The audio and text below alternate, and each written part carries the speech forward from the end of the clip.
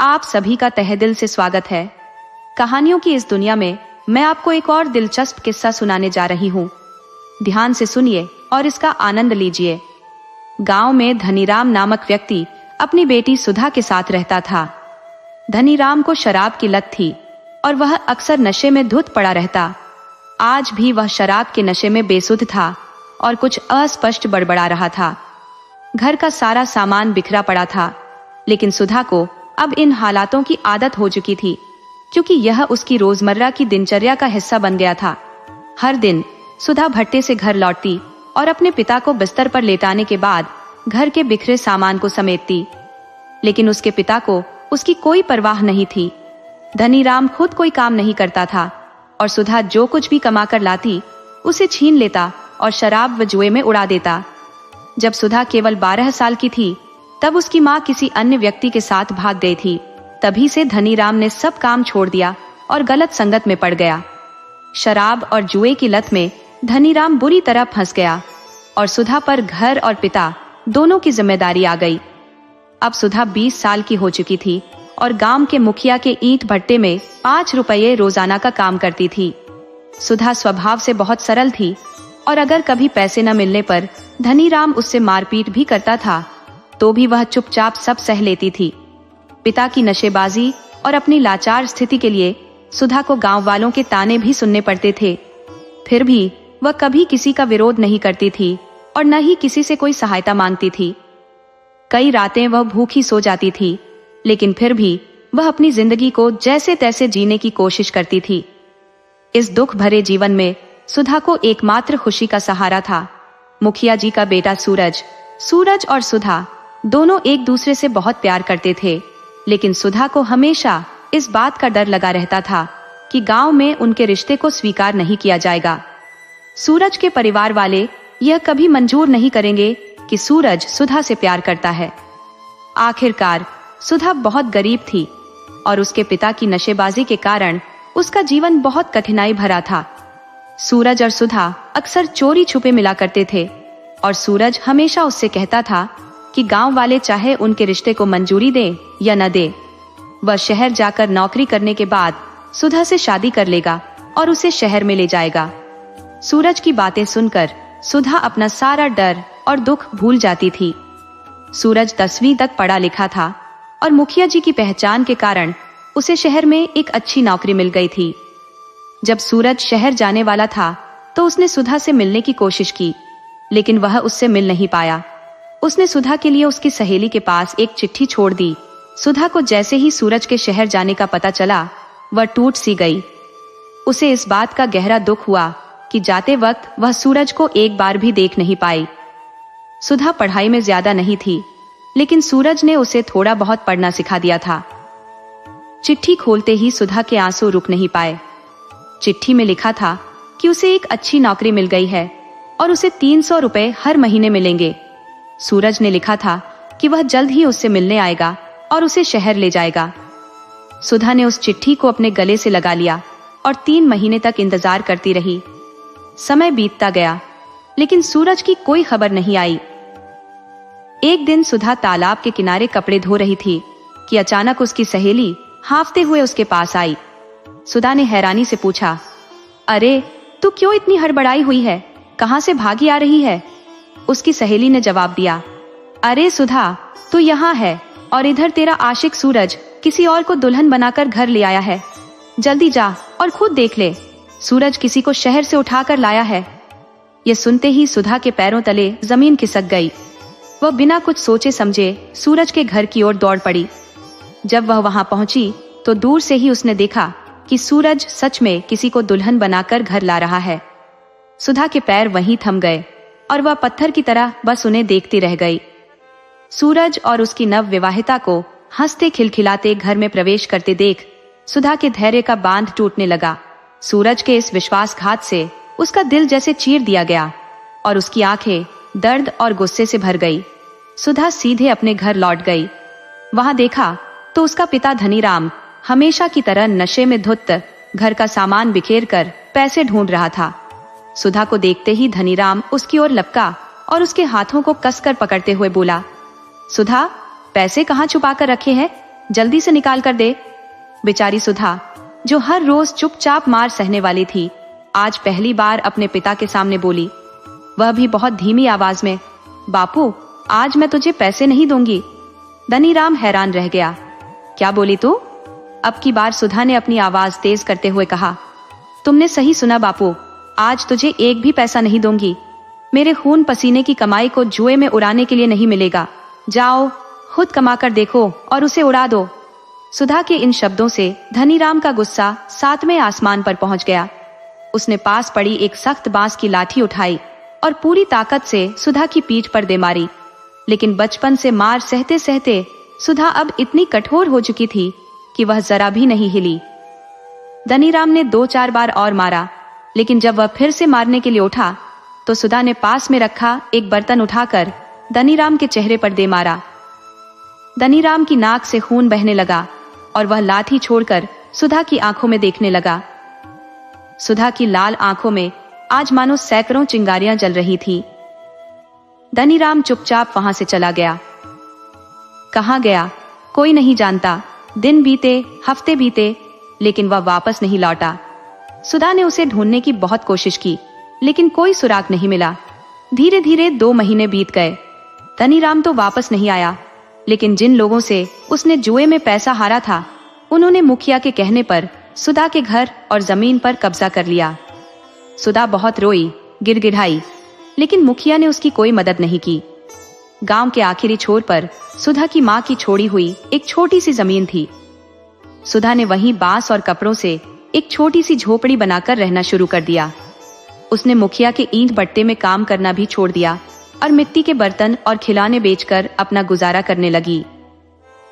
उधर सूरज अपनी पत्नी माला के साथ विवाह के बाद अपने जीवन में बहुत खुश था। वह हफ्ते में 4 दिन शहर में रहता और बाकी 3 दिन माला के साथ घर पर बिताता। सुधा कभी उसके सामने नहीं आई और न ही सूरज ने कभी उससे मिलने की कोशिश की। सुधा बस दूर से ही दोनों को देखा करती थी, लेकिन थी तो वह एक इंसान ही। नए रंग बिरंगे कपड़ों और गहनों से सजी माला को देखकर, उसकी मांग में भरा सिंदूर देखकर सुधा के मन में माला से जलन होने लगी थी। जब भी सूरज घर पर रहता, हर रात सुधा उसके घर के पास जाती और उनके कमरे से आने वाली आवाजों को सुनती और अपने और सूरज के साथ बिताए पलों को याद करती। रात के अंधेरे में वह घर के पास जाकर कुछ देर रुकती, फिर वापस चली जाती। किसी को कभी कुछ पता नहीं चला, लेकिन एक दिन डॉक्टर जगदीश दास की नजर सुधा की इन हरकतों पर पड़ गई। जगदीश दास गांव का एकमात्र डॉक्टर था, जो शहर का होने के बावजूद गांव वालों की मदद के लिए यहां आकर ठहरा हुआ था। पिछले कुछ महीनों से वह अपनी मोटरसाइकिल से गांव में घूम घूम कर इलाज कर रहा था। उसने कई बार देखा था कि देर रात सुधा मुखिया के घर के पास आती और कुछ देर रुककर चली जाती। एक दिन सुधा खिलौनों की टोकरी लिए उन्हें बेच रही थी। तभी डॉक्टर जगदीश ने पीछे से आवाज लगाई, अरे ओ खिलौने वाली। सुधा ने पीछे मुड़कर देखा तो जगदीश की ओर बढ़ी और बोली, खिलौने लोगे डॉक्टर बाबू? बहुत अच्छे पके हुए और मजबूत हैं। आपके बच्चों को बहुत पसंद आएंगे। जगदीश ठहाका लगाकर हंसने लगा और बोला, बच्चे? अरे मेरी तो अभी तक शादी भी नहीं हुई और तुम बच्चों की बात कर रही हो। सुधा ने कहा, तो फिर डॉक्टर बाबू आपने आवाज क्यों लगाई? जगदीश ने हंसते हुए कहा, अरे कुछ नहीं, बस यूं ही। अच्छा ये बताओ, ऐसे खिलौने और बर्तन बेचकर कितना कमा लेती हो? सुधा ने उत्तर दिया, दिन के यही कोई 2-3 रुपए तो हो ही जाते हैं। डॉक्टर साहब ने फिर हंसते हुए कहा, अरे बस इतना ही? इतना तो सिर्फ दाल और आटा खरीदने में ही लग जाता होगा, और कुछ बचता भी होगा? सुधा को कुछ समझ नहीं आया। उसने कहा, हाँ बना लेती हूँ, लेकिन क्यों? डॉक्टर बाबू ने उत्तर दिया, खाना बनाने का काम करोगी? दिन के पूरे 8 रुपए मिलेंगे। सुधा अब भी डॉक्टर की बातों को लेकर सोच में पड़ी थी। जगदीश ने मुस्कुराते हुए कहा, अरे डर मत, मेरी बात नहीं कर रहा हूँ, मेरे दोस्त के घर का काम बता रहा हूँ। तुम मुखिया के घर काम करोगी? सुधा ने थोड़ा चौंकते हुए पूछा, मुखिया जी आपके दोस्त है? जगदीश ने हंसते हुए जवाब दिया, अरे नहीं, मुखिया तो मेरे दोस्त सूरज का पिता है। मैं तो सूरज का जिक्र कर रहा हूँ, वही मेरा दोस्त है। फिर उसने बताया, तुम्हें तो मालूम ही होगा, कावेरी माई जो मुखिया के घर की देखरेख करती थी, उनके गुजर जाने के बाद से वहां किसी को घर का काम करने वाला चाहिए। माला, सूरज की पत्नी, कभी रसोई में पाँव नहीं रखती। मैंने तो सूरज से दोस्ती भी माला की वजह से ही की थी। अब तुम गांव में घूमती हो, किसी को जानती हो तो बताना। सुधा थोड़ी देर तक सोचती रही। उसके दिल में कई ख्याल उमड़ रहे थे। वो सूरज के साथ हुए धोखे से अभी भी आहत थी। हर रात सूरज और माला की हंसी की आवाजें उसके दिल में नफरत के बीज बो रही थी। यही मौका है, उसने सोचा। अब वो उस घर में जाकर अपने अपमान का बदला लेगी। उसने जगदीश की तरफ देखा और कहा, ठीक है, अगर पैसे अच्छे मिलेंगे तो क्यों नहीं करूंगी। बस एक शर्त है, मैं वहां सिर और चेहरा ढककर ही रखूंगी। जगदीश ने हंसते हुए कहा, तुम्हें चेहरा ढकने से परेशानी नहीं है तो घर वालों को क्या होगी। मैं माला और मुखिया से बात कर लेता हूँ। अगले दिन सुधा सफेद साड़ी और चेहरे पर घूंघट डालकर मुखिया के घर पहुंच गई। उसने मन ही मन संकल्प किया कि इस घर के सुख और शांति का अंत यहीं से शुरू होगा। मुखिया का घर पूरे गांव में सबसे बड़ा था, 2 मंजिल का और भव्य। मुखिया जी के 2 बेटे थे। बड़ा बेटा प्रकाश मां के गुजरने के बाद क्रांतिकारी बन गया था। मुखिया ने दूसरी शादी नहीं की क्योंकि वो अपनी पत्नी से बहुत प्रेम करता था। इसलिए घर संभालने के लिए अपनी मुंह बोली बहन कावेरी को घर में रख लिया था। सूरज को भी कावेरी ने ही पाला था। कावेरी और माला के बीच अक्सर टकराव होता था क्योंकि कावेरी को माला की आलसी प्रवृत्ति और तौर तरीके पसंद नहीं थे। कावेरी घर छोड़कर कुछ दिन अपने गांव जाने वाली थी, लेकिन रहस्यमय तरीके से उसकी मृत्यु हो गई। अब घर में केवल माला, मुखिया और सूरज ही रहते थे। सूरज सप्ताह में एक बार आता, 2-3 दिन रुकता और फिर वापस शहर चला जाता। सुधा ने घर में प्रवेश किया और देखा कि माला बरामदे में तोते के पिंजरे के पास बैठी अपने बाल सजा रही थी। माला बेहद खूबसूरत थी, पढ़ी लिखी भी थी, लेकिन शहर में रहना उसे पसंद नहीं था। सुधा ने धीमे से कहा, मालकिन, बालों में तेल मैं लगा दूं? माला मुस्कुराते हुए मुड़ी और बोली, हाँ क्यों नहीं, तुम्हारा ही इंतजार कर रही थी। लेकिन तुमने इतना बड़ा घूंघट क्यों डाल रखा है? यहाँ मेरे और इस तोते के सिवा कोई नहीं है। सुधा ने मुस्कुराते हुए अपना घूंघट हटा दिया और मन ही मन सोच लिया कि आज से इस घर में जो भी होगा उसके पीछे सुधा का ही हाथ होगा। माला ने मुस्कुराते हुए कहा, अरे असल में खाना बनाने का काम तो महज बहाना है। मुझे तो बस कोई चाहिए जो मेरे साथ बातें कर सके। इस बड़े से घर में मैं बिल्कुल अकेली रह जाती हूँ। पहले कावेरी माई थी, अब वो भी नहीं रही, और ये मिट्ठू है जो सुनता तो है पर कुछ बोलता नहीं। ये कहकर माला जोर जोर से हंसने लगी। सुधा भी उसकी बातें सुनकर और उसके भोलेपन पर मुस्कुराई। माला ने उसे सारे काम समझा दिए और बताया कि सिर्फ खाना ही नहीं बल्कि घर के बाकी सारे काम भी अब तुम्हें ही करने होंगे, क्योंकि उसने पहले से ही बाकी नौकरों को काम से निकाल दिया है। फिर माला ने सुधा को उसका कमरा दिखाया। सुधा के लिए यह सब किसी सपने से कम नहीं था। उसने कभी सोचा भी नहीं था कि उसे इस घर में रहने का मौका मिलेगा, भले ही नौकरानी बनकर ही सही। माला को अपनी आजादी बहुत प्यारी थी। उसे किसी के भी कहे अनुसार चलना बिल्कुल भी पसंद नहीं था। इसी वजह से मुखिया जी को माला का रवैया कुछ खास पसंद नहीं आता था, लेकिन बड़े घर की बेटी होने के कारण वो कुछ कह भी नहीं पाते थे। मुखिया जी अक्सर रात को ही घर आते थे। किसी से बातचीत नहीं करते थे, बस खाना खाते थे, अपने तोते को दाना पानी देते थे और फिर अपने कमरे में जाकर सो जाते थे। कुछ ही दिनों में उनका मुखिया पद भी समाप्त होने वाला था। उन्होंने सुधा को काम करते हुए देखा, लेकिन चेहरा ढका होने के कारण उसे पहचान नहीं पाए। कुछ दिन बीते। एक सुबह मुखिया अपने बरामदे में बैठे हुए अपने तोते को दाना दे रहे थे। तभी डॉक्टर जगदीश घर आया। जगदीश का घर आना मुखिया जी को बिल्कुल भी पसंद नहीं था, खासकर माला के साथ उसकी नजदीकियां, बातें करना और हंसना बोलना। मुखिया जी ने अपने पद का फायदा उठाकर कई बार उसे गांव में आने से रोकने की कोशिश की, लेकिन गांव में और कोई डॉक्टर ना होने के कारण उनकी कोशिशें नाकाम रही। जगदीश ने अंदर जाकर मुखिया जी को नमस्कार कहा, लेकिन मुखिया जी ने बिना कोई जवाब दिए अपने कमरे की ओर चल दिए। जगदीश की आवाज सुनकर माला दौड़ते हुए नीचे आई और हंसते हुए बोली, अरे अब आ रहे हो इतने दिनों बाद? लगता है पूरा गांव ही बीमार हो गया है।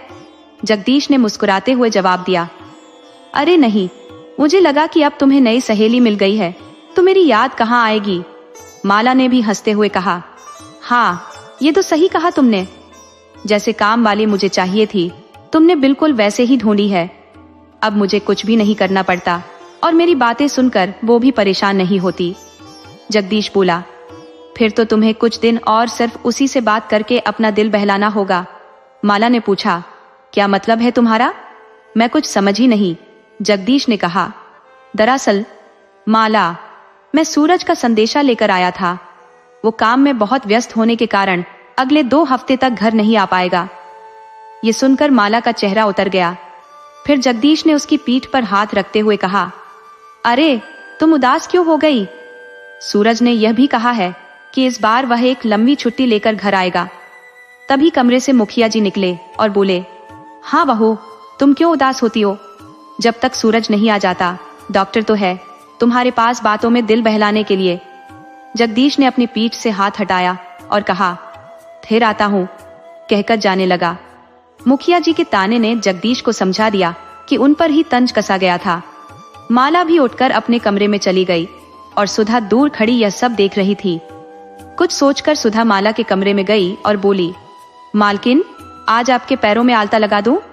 माला की आंखों में आंसू थे। उसने रोते हुए कहा, नहीं तू जा, आज बस मन नहीं है मेरा। मुखिया जी का जगदीश के साथ इस तरह का बर्ताव और बात बात पर ताने मारना माला को बिल्कुल भी पसंद नहीं था। सुधा और करीब आई और माला के पैरों के पास बैठकर मुस्कुराते हुए बोली, मुझे आलता लगाना भी आता है मालकिन। माला ने आंसू पोंछते हुए पूछा, अच्छा वो कैसे? तब सुधा ने अपने बारे में बताया, मेरे बाबा भी बिल्कुल ऐसे ही थे, हमेशा ताने देते थे, खरी खोटी सुनाते थे, शराब पीकर मारते थे। फिर एक दिन, माला ने पूछा, फिर एक दिन क्या हुआ? सुधा ने कहा, फिर एक दिन हर रोज की तरह वो मुझे लाठी से मार रहे थे। मैं बहुत देर तक सहती रही लेकिन वो रुकने का नाम नहीं ले रहे थे। तभी मैंने एक बर्तन उठाकर उनके चेहरे पर दे मारा। खून बहने लगा, लेकिन उसके बाद उन्होंने कभी मुझे खरी खोटी नहीं सुनाई, कभी हाथ नहीं उठाया। इतने दिन माला के साथ रहकर सुधा यह अच्छी तरह जान चुकी थी कि गुस्से में माला खुद पर काबू खो बैठती है। और वही हुआ जब सुधा ने कहा, जब तक हम चुप रहकर सहते हैं सब हमें दबाते हैं। जिस दिन हम विरोध करना शुरू कर देते हैं सब चुप हो जाते हैं। माला को यह बात दिल पर छू गई। उसने एक पैर में आलता लगाया और फिर झट से उठी और तेज कदमों से चलते हुए सीढ़ियां उतरकर ससुर जी के सामने जा खड़ी हुई। उसने कहा, पिताजी, आप शायद भूल रहे हैं कि आपका मुखिया पद अब बहुत जल्द खत्म होने वाला है। मुखिया जी गुस्से में चिल्ला उठे, ये क्या तरीका है बहू बात करने का? माला अब और भी जोर से बोली, क्या समझते हो आप खुद को चौधरियों की बेटियों में? मैं हर बार चुप नहीं रहूंगी। आपने पहले भी जगदीश को बहुत कुछ कहा है और आपकी बहन कावेरी ने सूरज जी के कान भरने की कोशिश की, लेकिन अब बहुत हुआ। इस तरह ससुर और बहू में काफी देर तक झगड़ा और बहस होती रही। सुधा दूर से ये सब देख रही थी। उसकी आंखों में आंसू थे, लेकिन उसके दिल को एक अजीब सुकून भी मिल रहा था, क्योंकि उसने अपने बदले की शुरुआत कर दी थी। कुछ दिनों में घर का माहौल थोड़ा शांत होने लगा। इस बीच जगदीश 2-3 बार घर आया। माला और जगदीश दोनों ने कमरे में बैठकर बातें की, लेकिन मुखिया जी ने यह सब देखकर भी कुछ नहीं कहा। फिर एक दिन सुबह से ही मुखिया का तोता कहीं गायब हो गया। घर और बाहर हर जगह ढूंढने के बावजूद वह नहीं मिला। इस खोज में मुखिया ने पूरा दिन बिना कुछ खाए बिता दिया। शाम को पिंजरे के पास बैठे तोते को याद करते हुए मुखिया की आंखों से आंसू बहने लगे। वह बार बार बुदबुदाते रहे। पहले प्रकाश की माँ चली गई, फिर प्रकाश चला गया, फिर कावेरी बहन चली गई। मेरा बेटा सूरज अपनी जुबान काटी पत्नी को छोड़कर शहर चला गया। अब तू भी चला गया। सुधा धीमे कदमों से पास आकर बोली, मुखिया जी रोइए मत, जाना तो सबको एक दिन होता ही है। खाना लगाती हूँ, आप खा लीजिए, वरना आप बीमार हो जाएंगे। आज माला मालकिन ने खाना बनाया है, चौधरी की बेटी को खाना भी बनाना आता है। मुखिया जी ने ताना कसते हुए खाने की थाली ली, लेकिन उनका ध्यान आज खाने पर नहीं था। फिर भी दांतों में कुछ खटका। उन्होंने एक झटके से थाली फर्श पर फेंक दी और चिल्लाए, अरे बहू, तूने क्या कर दिया? तूने मुझे मांस खिला दिया। माला भी कमरे से बाहर आ गई और देखा कि फर्श पर चावल और सब्जी के साथ पके हुए मांस के टुकड़े बिखरे पड़े हैं। मुखिया की आंखें गुस्से से उबल रही थी और उनका गुस्सा उस समय और भी बढ़ गया जब उन्होंने देखा कि मांस के टुकड़े में उनके प्यारे तोते का सिर है। ये देखकर मुखिया का दिल बैठ गया और वह कुछ कहे बिना घर से बाहर चले गए। सुधा और माला दोनों ही एक दूसरे की ओर देखते खड़ी रह गई।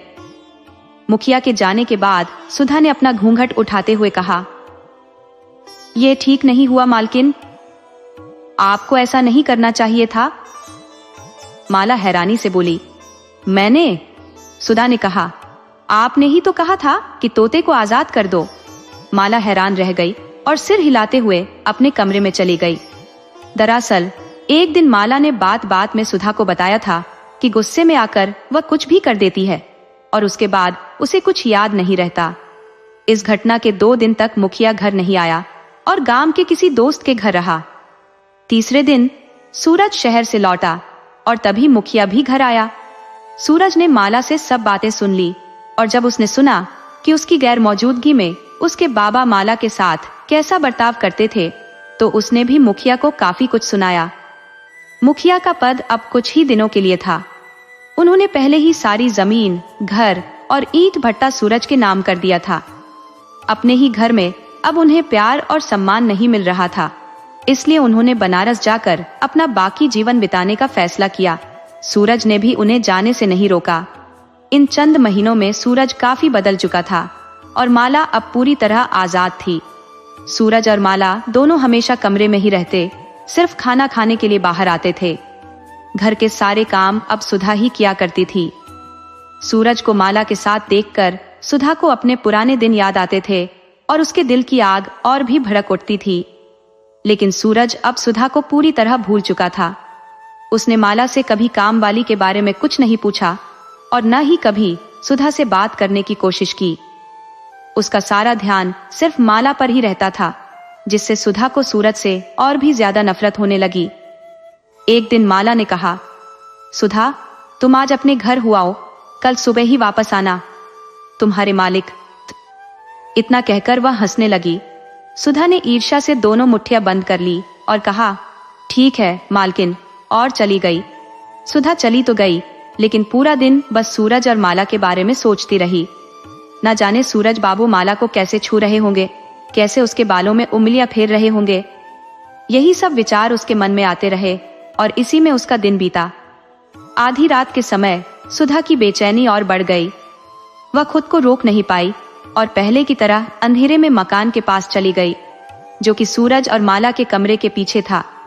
वहां पेड़ के पास जाकर खड़ी हो गई और कमरे से आती आवाजें सुनने लगी। कमरे से आती माला की आवाजें उसके दिल को और छलनी कर रही थी। वह ज्यादा देर वहां नहीं रुकी और वापस अपने कमरे में आ गई।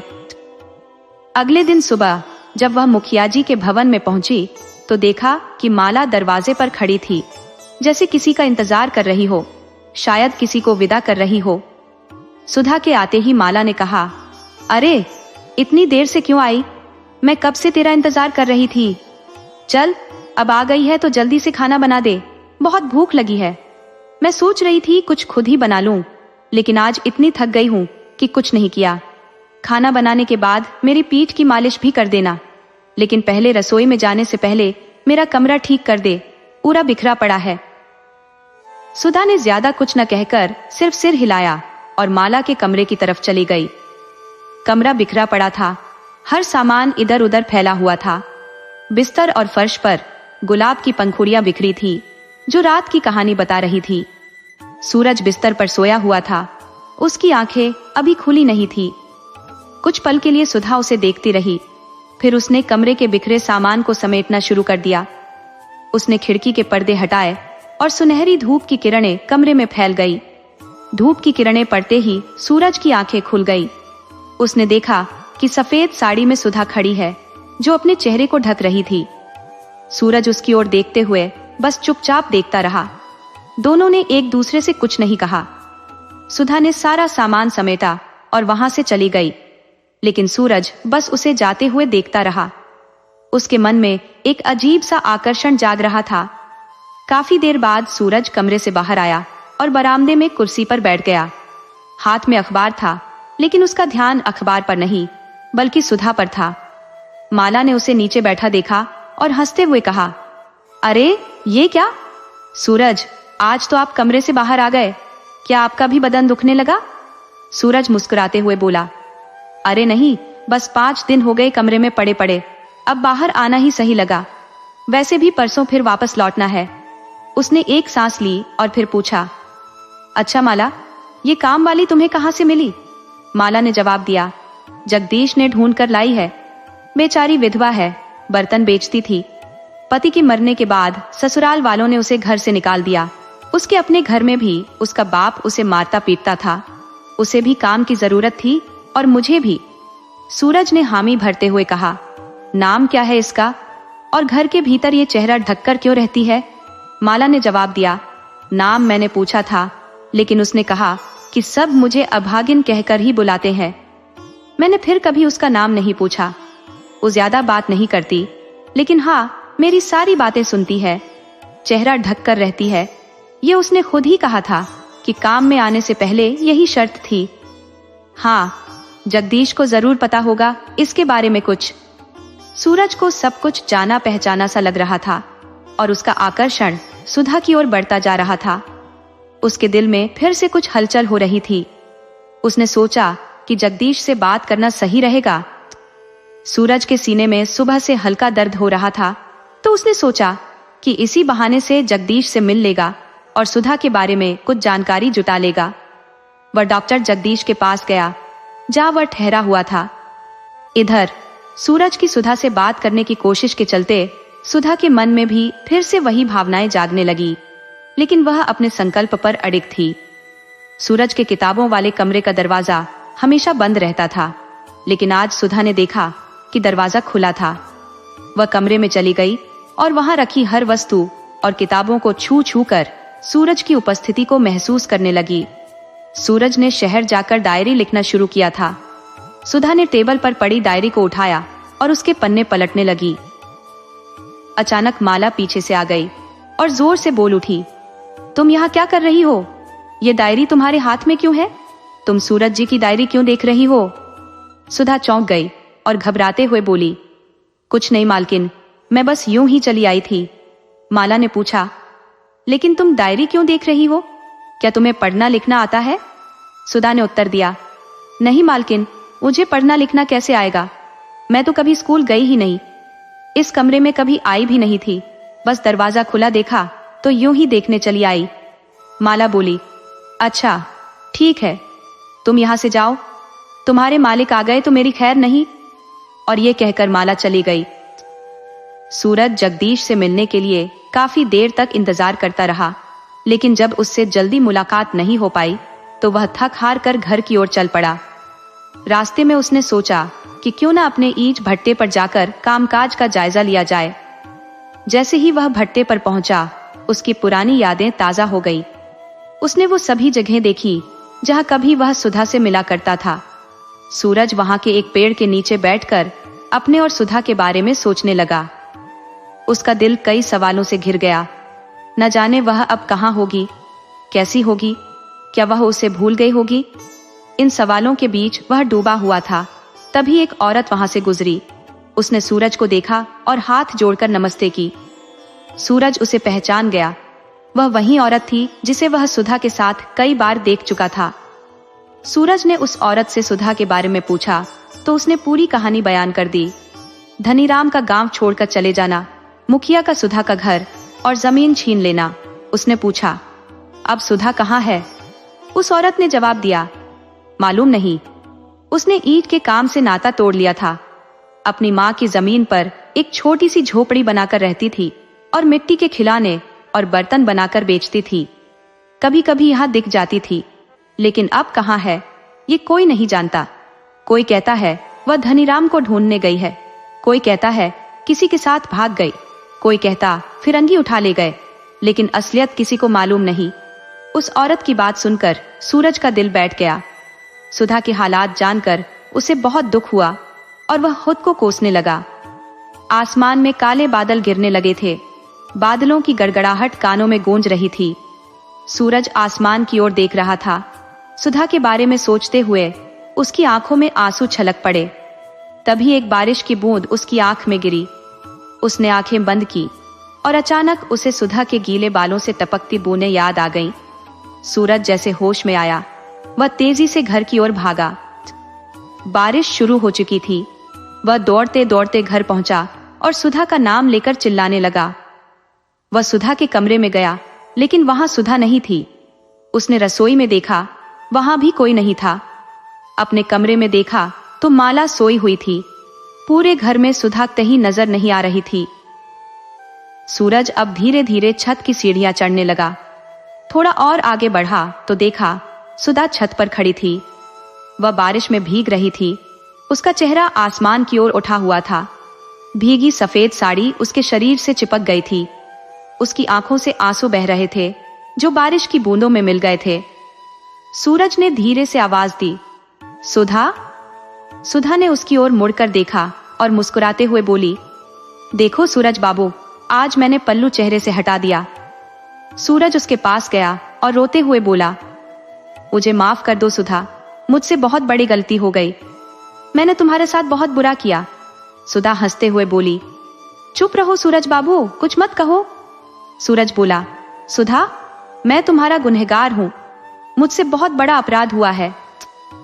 सुधा ने कहा, नहीं सूरज बाबू, अपराध तो मैंने किया था, अपनी हैसियत भूलकर। आपकी कोई गलती नहीं, और माला तो है ही इतनी सुंदर। सूरज बोला, नहीं सुधा, तुम गलत सोच रही हो। तुम जो सोच रही हो ऐसा कुछ भी नहीं है। मैं सूरज कुछ और कहने ही वाला था कि सुधा ने उसे रोकते हुए कहा, चुप रहो, मैंने सब जान लिया है। मैंने आपकी डायरी में सब कुछ पढ़ लिया है। मुझे पता है कि कैसे आपने शहर के चौधरियों से पैसे लिए थे और चुका न पाने के कारण उन्होंने अपनी बेटी आपके हाथों में दे दी। हाँ सूरज बाबू, मैंने वो पन्ना भी पढ़ लिया जिसमें आपने लिखा है कि माला से शादी मजबूरी में हुई है, लेकिन अब आपको उससे प्यार हो गया है। इतना कहकर सुधा हंसते हुए बोली, बस यही जानने के लिए तो मैं यहाँ आई थी और आज जान लिया। अफसोस इस बात का है कि ये सब आपकी जुबान से नहीं जान पाई। सूरज अपनी सफाई में कुछ कहने ही वाला था कि अचानक उसके सीने में तेज दर्द उठा और वह धड़ाम से नीचे गिर गया। सुधा बस देखती रह गई। सूरज की चीखों से माला की नींद खुल गई। वह दौड़कर छत पर पहुंची और देखा कि बारिश में भीगती सुधा की गोद में सूरज की निढाल पड़ी थी। यह देखकर माला की आंखें फटी की फटी रह गई। उसने तुरंत नीचे आकर चिल्ला चिल्ला कर लोगों को बुलाने लगी। मुखिया की बहू माला जब जोर जोर से चीखते हुए घर के बाहर आई और मार डाला उसने, मेरे पति को मार डाला, चिल्लाने लगी तो आसपास के लोग दौड़कर वहां आ गए। सब हैरान थे और पूछने लगे, आखिर ऐसा क्या हो गया? माला ने थरथराते हाथों से छत की ओर इशारा किया। लोग बिना देर किए छत की तरफ दौड़े। वहां देखा कि सुधा बैठी थी और उसकी गोद में सूरज का सिर रखा हुआ था। सूरज की आंखें बंद थी और उसका शरीर पूरी तरह से निर्जीव लग रहा था। यह दृश्य देखकर सबके होश उड़ गए। कोई समझ नहीं पा रहा था कि ये कैसे हुआ। तभी सुधा की एक सहेली जो सूरज और सुधा के रिश्ते के बारे में जानती थी, वहां आ गई। उसने जोर से चिल्लाते हुए कहा, सुधा, तूने क्या किया? प्रतिशोध में तूने अपने सूरज बाबू को ही खत्म कर दिया। सुधा की आंखों से आंसू बह रहे थे, लेकिन उसकी निगाहें बस सूरज के चेहरे पर जमी थी। गांव वाले अभी इस सदमे से उबर ही रहे थे कि जगदीश डॉक्टर अंग्रेज सिपाहियों के साथ वहां आ पहुंचा। सिपाहियों ने माला के आरोप सुनते ही सुधा को गिरफ्तार कर लिया और कहा कि इस घर की जांच अभी बाकी है। सूरज की लाश को भी वे अपने साथ ले गए। गांव में यह खबर आग की तरह फैल गई। किसी ने मुखिया को भी इसकी सूचना दे दी और अंग्रेजों ने चौधरी तक यह खबर पहुंचाई कि उनके दामाद का कत्ल हो गया है। चौधरी ने बिना देर किए गांव की ओर रुख किया। शाम तक सुधा को हवालात में ले जाया गया, जहां वह बार बार यही कह रही थी, अगर मुझे मारना होता तो मैं कब की मार चुकी होती, दोषी कोई और है। इधर माला बरामदे में बैठी रोए जा रही थी और जगदीश खामोश था। काफी देर बाद जगदीश ने चुप्पी तोड़ी और कहा, क्या नसीब पाया था सूरज ने, मारा भी तो अपनी महबूबा की गोद में। ये सुनकर माला ने भी आंसू पोंछे और कहा, हाँ, पर बेचारी सुधा कितनी बदकिस्मत निकली। ये कहकर दोनों जोर जोर से हंसने लगे। जगदीश और माला बचपन के दोस्त थे। दोनों ने साथ में पढ़ाई की थी और साथ ही बड़े हुए थे। लेकिन जब माला ने अपने परिवार से अपने और जगदीश के रिश्ते के बारे में बात की तो उसके परिवार ने साफ मना कर दिया, क्योंकि जगदीश एक छोटी जाति से था और आर्थिक रूप से भी कमजोर था। तब माला और जगदीश ने भागकर शादी करने का फैसला किया था। यही वह समय था जब सूरज नौकरी के लिए शहर गया था। वहां चौधरी ने उसकी आर्थिक मदद की और माला के पिता ने उसे माला के लिए योग्य समझा। इस तरह माला की शादी सूरज से हो गई और दोनों गांव वापस आ गए। जगदीश भी इलाज के बहाने गांव में आकर रहने लगा, लेकिन सूरज को इस बारे में कुछ नहीं बताया गया। वह बस यही समझता था कि माला और जगदीश बचपन के दोस्त हैं। रात के सन्नाटे में जब माला और जगदीश अकेले थे तो माला ने कहा, तुम्हें पूरा यकीन है ना कि किसी को कुछ पता नहीं चलेगा? जगदीश ने कहा, कावेरी के समय किसी को कुछ पता चला था क्या? माला बोली, नहीं, लेकिन इस बार मामला अलग है। मुझे इन फिरंगी दरोगाओं पर भरोसा नहीं है, कहीं वे कुछ पता न लगा ले। जगदीश ने उसे आश्वासन दिया, सब कुछ मैंने संभाल लिया है, किसी को कुछ नहीं पता चलेगा। सबको यही लगेगा कि सुधा ने बदला लेने के लिए सूरज को मारा है। माला को थोड़ी राहत मिली, लेकिन उसकी बेचैनी कम नहीं हुई। वह फिर बोली, अगर सवाल उठा कि सुधा के पास वह अंग्रेजी जहर कहां से आया तो क्या होगा? जगदीश ने उसे शांत करते हुए कहा, वह सब मुझ पर छोड़ दो। मेरे जान पहचान का वकील है, वह सब संभाल लेगा। और मुखिया भी यही कहेगा कि सुधा के आने से ही घर में फूट पड़ी थी। दोनों फिर जोर जोर से हंसने लगे। हंसते हंसते अचानक माला की सांसें फूलने लगी, उसका चेहरा पीला पड़ने लगा और वह छटपटाने लगी। जगदीश घबरा गया और माला की हालत देखकर उसके हाथ पांव कांपने लगे। उसने माला को संभालने की कोशिश की, लेकिन सब बेकार साबित हुआ। रात का समय था, घर में कोई और नहीं था। जगदीश ने गांव वालों को बुलाने का सोचा, लेकिन तब तक बहुत देर हो चुकी थी। सुबह की पहली किरण के साथ माला के पिता घर पहुंचे और देखा कि घर में भीड़ लगी है। गांव वाले चौधरी के घर के सामने खड़े होकर तमाशा देख रहे थे। बरामदे में माला की निसंदेह मृत देह पड़ी हुई थी और उसके पास जगदीश सिर पर हाथ रखे निराश होकर बैठा था। चौधरी को यह ज्ञात नहीं था कि जगदीश, जो कभी शहरी जीवन में व्यस्त था, अब इस गांव में आकर बस गया है। अपनी बेटी के निष्प्राण शरीर को देखकर और जगदीश को उसके पास बैठा देखकर चौधरी का खून खौल उठा। उन्होंने जगदीश का कुर्ता पकड़कर उसे घसीटा और थप्पड़ों की बौछार कर दी। चौधरी के साथ आए अन्य लोगों ने भी जगदीश पर हमला कर दिया, उसे मार मार कर लहूलुहान कर दिया। गांव वाले भी उन्हें रोकने में असफल रहे। इतने में 7-8 सिपाही वहां आ पहुंचे। उन्होंने सबसे पहले जगदीश को छुड़ाया और गांव वालों को घर से बाहर कर दिया। एक ही दिन में मुखिया के घर में 2 मौतों की खबर गांव में जंगल की आग की तरह फैल गई थी। पूरा गांव उस घर के सामने इकट्ठा हो गया था। सिपाहियों में एक भारतीय सिपाही भी था। उसने माला की मौत पर सवाल किया तो चौधरी ने जगदीश की ओर इशारा करते हुए कहा, इसने मारा है, इस जगदीश ने ही मेरी बेटी और दामाद को मारा है। ये सुनते ही जगदीश की आंखें फटी रह गई, लेकिन वह कुछ कह नहीं सका। उसकी हालत ऐसी नहीं थी कि वह कुछ बोल सके। चौधरी ने आगे कहा, ये मेरी दौलत के पीछे पड़ा था, इसलिए मेरी बेटी से शादी करना चाहता था। लेकिन जब उसकी शादी इस गांव में मुखिया के बेटे से हुई तो यह इलाज के बहाने यहाँ आकर रहने लगा और बदला लेने के लिए मेरी बेटी और दामाद दोनों को मार डाला। जगदीश सिर हिलाकर नहीं कहने की कोशिश करता रहा, लेकिन उसकी आवाज निकल नहीं पाई। चौधरी ने सिपाहियों से कहा, इसे गिरफ्तार करो वरना मेरे आदमियों के हवाले कर दो। चौधरी की बात मानते हुए और हालात को देखते हुए सिपाहियों ने जगदीश के हाथ रस्सी से बांध दिए और फिर पूरे घर की तलाशी लेने लगे। बड़ी मशक्कत के बाद उन्होंने सूरज के कमरे का दरवाजा तोड़कर वहां जांच की। वहां सूरज की एक डायरी मिली। भारतीय सिपाही ने डायरी के पन्ने पलटे और आखिरी पन्ने पर लिखा पाया, मैं माला से बहुत प्यार करता हूँ, इसलिए जगदीश और माला के अवैध संबंधों को जानकर भी कुछ नहीं कहता। मुझे जगदीश से डर लगता है। मुझे शक है कि उसी ने मेरी बुआ कावेरी को मरवाया होगा, ताकि जब मैं शहर में रहा हूँ तब वो माला से मिल सके। अब मुझे डर लग रहा है कि वह मुझे भी मार डालेगा। इस डायरी के आधार पर और चौधरी के इल्जाम के चलते सिपाहियों ने जगदीश को गिरफ्तार कर लिया। गांव में यह बात फैल गई कि डॉक्टर जगदीश ने बदला लेने के लिए सूरज और माला को मार डाला। हवालात में जाते हुए जगदीश को सुधा की आवाज सुनाई दी। धन्यवाद डॉक्टर बाबू, आपने मेरे छलनी हृदय का इलाज कर दिया। जगदीश पीछे मुड़कर देखना चाहता था, लेकिन सुधा मुस्कुराते हुए वहां से चली गई। अब जगदीश के पास कुछ कहने सुनने को नहीं बचा था। सुधा सीधी श्मशान घाट पर गई और दूर खड़े होकर मुखिया को अपने बेटे और बहू की चिता को अग्नि देते हुए देखती रही। सुधा के मन में बचपन से लेकर सूरज के साथ बिताए सभी पल ताजा हो गए।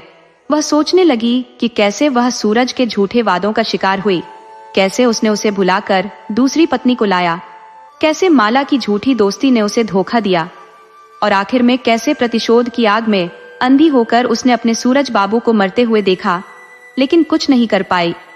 सुधा का प्रतिशोध तो पूरा हो गया था, लेकिन उसके हृदय की पीड़ा खत्म नहीं हुई थी। वह पछताने लगी कि अगर वह चाहती तो सूरज को बचा सकती थी, लेकिन बदले की आग ने उसे ऐसा नहीं करने दिया। इस सोच के साथ ही सुधा श्मशान घाट से चली गई, लेकिन उसके मन में ये बात रह रहकर आती रही कि उसने प्रतिशोध में सब कुछ खो दिया, यहाँ तक कि अपने सूरज बाबू को भी। दोस्तों, इस तरह सुधा ने अपने बदले की आग में सब कुछ स्वाहा कर दिया और अपने जीवन को अधूरा छोड़ दिया।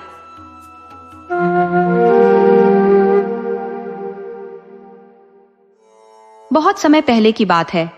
एक छोटा सा गांव था, बहुत बड़ा नहीं था, और वहीं पर एक वैद्य जी रहते थे। उनका मकान थोड़ा पुराना था और अब खस्ताहाल हो चला था। वैद्य जी अपने परिवार संग उस मकान के पिछले हिस्से में रहते थे, जबकि मकान के अगले हिस्से में एक छोटा सा कमरा था जहां उन्होंने अपना दवाखाना स्थापित कर रखा था। उनकी पत्नी का नियम था कि दिन का जो भी घरेलू खर्च होता या जो भी आवश्यक सामान मंगवाना होता, वह उसे एक पर्ची पर लिखकर वैद्य जी की गद्दी पर रख देती थी। वैद्य जी रोज सुबह सबसे पहले गद्दी पर बैठते, ईश्वर का नाम लेते और फिर पत्नी की लिखी पर्ची पढ़ते। उनकी जरूरतें देखकर वे हिसाब लगाते और प्रार्थना करते, हे भगवान, मैं तेरी सेवा के लिए ही यहाँ दुनियादारी में बैठा हूँ। वैद्य जी कभी किसी रोगी से अपनी मर्जी से फीस नहीं मांगते थे। उनके लिए हर रोगी का उपचार एक सेवा थी। रोगी जो भी दे देता वह स्वीकार कर लेते, और यदि कोई नहीं दे पाता तो उसे मुफ्त में दवा दे देते थे। उन्होंने फीस को कभी अनिवार्य नहीं बनाया था। अगर कोई देता तो भी ठीक, और नहीं देता तो भी ठीक। उनका नियम था कि जैसे ही उनकी पत्नी द्वारा लिखे गए सामान के लिए पैसे पूरे हो जाते, उसके बाद वे किसी भी रोगी से पैसे नहीं लेते थे, चाहे सामने वाला कितना भी धनी क्यों ना हो।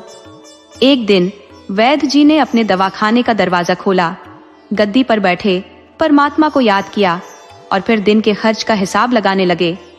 जिस पर्ची को वैद्य जी की पत्नी ने रख छोड़ा था, उन्होंने उसे पढ़ना शुरू किया। पर्ची के शब्दों पर उनकी निगाहें ठिठक गईं। मन के किसी कोने में हल्की खलल सी हुई और एक पल को उनकी आंखों के आगे झिलमिलाते तारे नजर आए, मगर शीघ्र ही उन्होंने खुद को संभाल लिया और परमात्मा को स्मरण करके अपने भावों पर काबू पा लिया। पर्ची पर दाल, आटा और चावल के अलावा उनकी पत्नी ने लिखा था कि बेटी का विवाह 10 तारीख को है, उसके लिए दहेज का सामान लाना है। वैद्य जी कुछ पल इस पर विचार मग्न रहे, फिर उन्होंने बाकी की जरूरतों का हिसाब जोड़ते हुए दहेज के सामान के आगे लिख दिया, परमात्मा जाने वही सब संभालेंगे। उस दिन कुछ रोगियों का आना हुआ। वैद्य जी ने उन्हें दवाएं दी, लेकिन मन कहीं भीतर बेटी की शादी की चिंता में उलझा हुआ था। कैसे कर पाएंगे इस शादी की तैयारी? उनके पास तो एक फूटी कौड़ी भी नहीं थी। फिर भी उन्होंने यह विचार छोड़कर स्वयं को रोगियों के उपचार में पुनः मग्न कर लिया।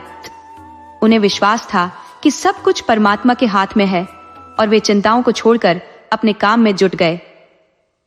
जैसे ही वे दवाएं बांट रहे थे, अचानक उनके दवाखाने के सामने एक बड़ी सी गाड़ी आकर ठहरी। गाड़ी से एक धनाढ्य व्यक्ति उतरा, लेकिन वैद्य जी ने खास ध्यान नहीं दिया, क्योंकि ऐसे लोग आते रहते थे। पहले आए 2 रोगी दवाई लेकर चले गए, और फिर वह सज्जन सूट बूट में सजा बेंच पर आकर बैठा और उन्हें नमस्कार किया। वैद्य जी ने सहजता से कहा, अगर आपको स्वयं के लिए दवा लेनी है तो इस टेबल पर आ जाइए, मैं आपकी नाड़ी देख लूंगा। यदि किसी अन्य के लिए दवा चाहिए तो बीमारी का विवरण दे दीजिए। वह व्यक्ति मुस्कुराया और बोला, वैद्य जी, मुझे पहचान नहीं पाए, पर मेरा नाम गोपाल दास है।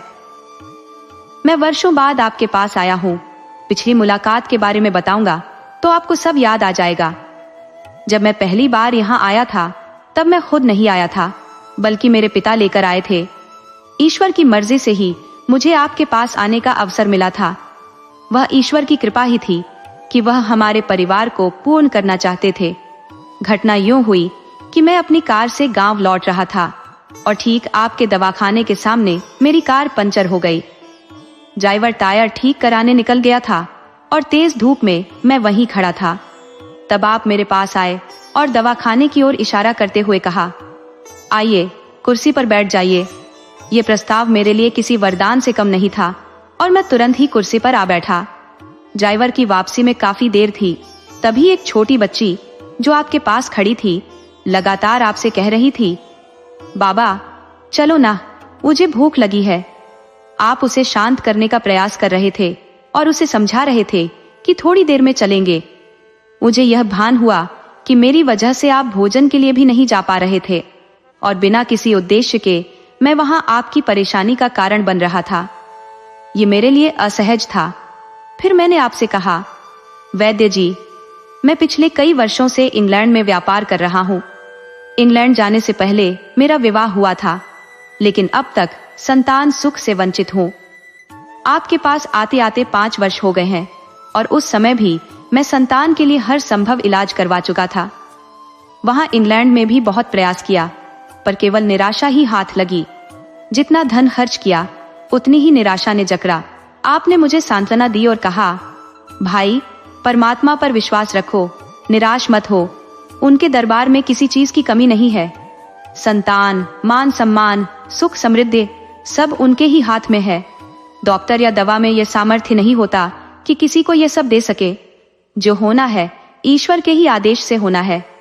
औलाद देनी हो तो वह ऊपर वाला ही देगा। आपके ये शब्द आज भी मुझे याद है। आप धीरे धीरे दवाइयों की पूड़ियां बनाते जा रहे थे और मुझे अपने ही अंदाज में समझाते जा रहे थे। आपने मेरी दवा 2 हिस्सों में बांटकर अलग अलग लिफाफों में रख दी थी। एक लिफाफे पर मेरा नाम और दूसरे पर मेरी पत्नी का नाम लिखा। साथ ही उपयोग करने का तरीका भी विस्तार से बताया। उस समय भी मैंने दिल्ली से वह दवा पूरे मन से ली थी, केवल इस भावना से कि आपके लिए कुछ पैसों का आदान प्रदान कर सकूं। जब मैंने दवा की कीमत पूछी तो आपने शांत स्वर में कहा, आज का खाता बंद हो गया है। ये सुनते ही मैं कुछ समझ न सका। फिर भी आपने मेरा नाम लिखकर वह लिफाफा मुझे सौंप दिया।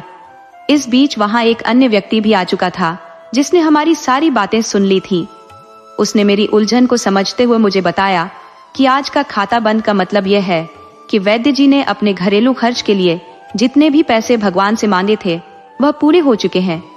उन्होंने न तो अधिक धन लिया, न ही अपनी सेवाओं के लिए शुल्क मांगा। ये सुनकर मैं भीतर ही भीतर लज्जित हो गया। सोचने लगा कि मेरे विचार कितने संकीर्ण है, जबकि यह वैद्य अपनी सरलता और दिव्यता में कितने महान है।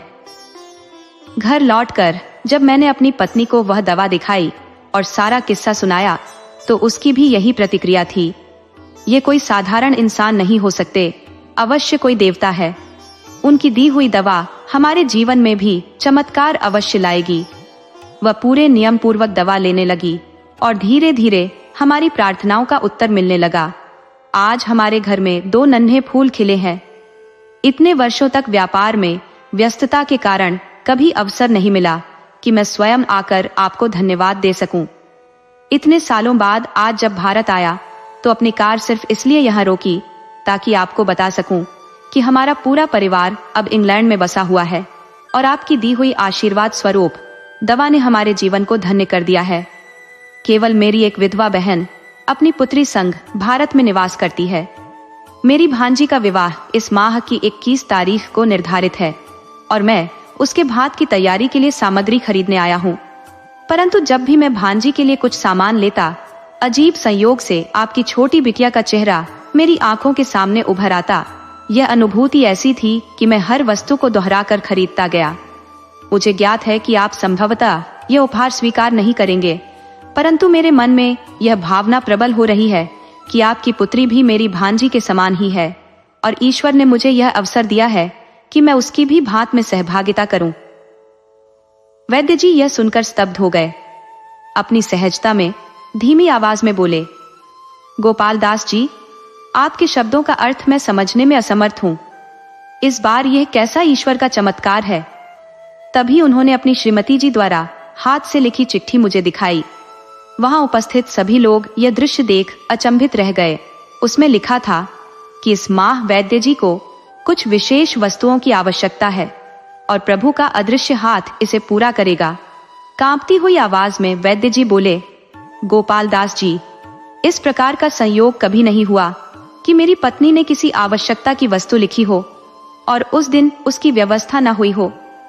ऐसा प्रतीत होता है मानो प्रभु स्वयं पहले ही जानते थे कि हमें इस दिन क्या चाहिए होगा और आपका आना इस ईश्वरीय योजना का ही एक हिस्सा है।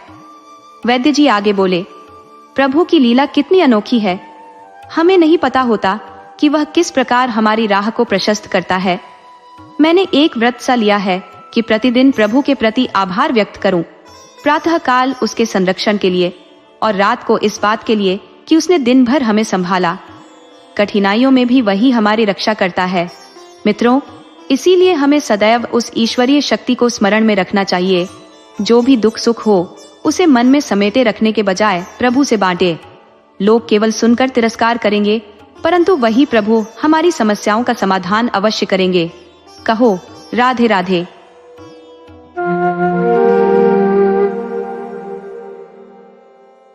एक दफा बुद्धि की देवी और भाग्य की देवी के बीच बातों बातों में बहस छिड़ गई।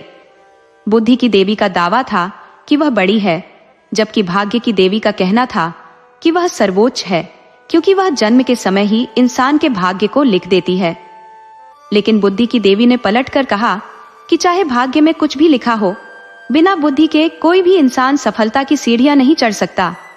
दोनों अपनी अपनी दलीलें पेश करने लगी। बुद्धि की देवी ने समझाया कि कर्म के साथ साथ बुद्धि की प्रधानता है। जब तक मनुष्य बुद्धिमत्ता का प्रयोग करके कर्म नहीं करता, तब तक उसे सफलता नहीं मिलती। इस पर भाग्य की देवी ने कहा, तुम्हारी बात गलत है। जीवन में भाग्य का बड़ा हाथ होता है।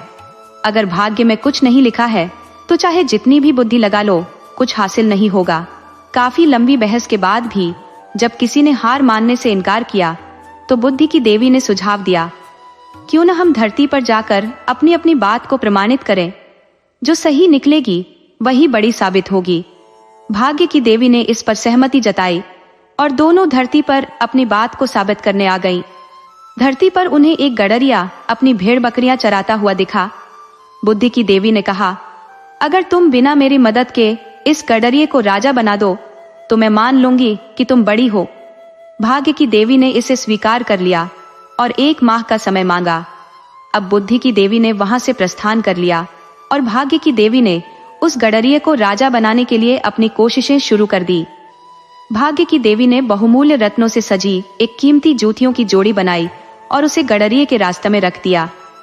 थोड़ी देर बाद गडरिया उस रास्ते से गुजरा। उसकी नजर जूतियों पर पड़ी। उसने उन्हें उठाया और अपने पैरों में पहन लिया। भाग्य की देवी सोच रही थी कि अब किसी व्यापारी को उसके रास्ते में भेजना होगा ताकि यह योजना सफल हो सके। अपनी शक्ति से भाग्य की देवी ने एक व्यापारी को उस मार्ग पर भेजा। जब व्यापारी ने गडरिये की जूतियों को देखा तो उसे बड़ा आश्चर्य हुआ। उसने गडरिये को रोककर जूतियों को खरीदने की पेशकश की। गडरिये ने उन जूतियों के बदले में सिर्फ 2 मन चने मांगे, जो उसके खाने के लिए पर्याप्त थे। व्यापारी ने खुशी खुशी उसे चने दे दिए। इसके अलावा गडरिये ने व्यापारी से एक गधा उधार लेने की भी बात की और व्यापारी ने उसे गधा भी दे दिया। गडरिया खुशी खुशी गद्दे पर 2 मन चने लाद कर अपने घर की ओर चल दिया।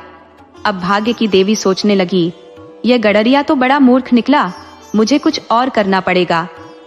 रात को उन्होंने व्यापारी के सपने में जाकर उसे कहा, अरे मूर्ख, तेरे भाग्य जाग उठे हैं। ये जूतियां जाकर राजा को भेंट कर दे, राजा तुझे मालामाल कर देगा। इधर गडरिया जब अपने घर जा रहा था तो उसे दोबारा वही कीमती जूतियों की जोड़ी दिखाई दी। जो भाग्य की देवी ने योजना अनुसार फिर से रखी थी। उसने उन्हें फिर से पहन लिया और अपने रास्ते पर चल पड़ा। सुबह होते ही व्यापारी ने जूतियों को राजा के पास ले जाकर उन्हें भेंट कर दी। राजा ने उन जूतियों को देखकर अत्यधिक प्रसन्नता जाहिर की।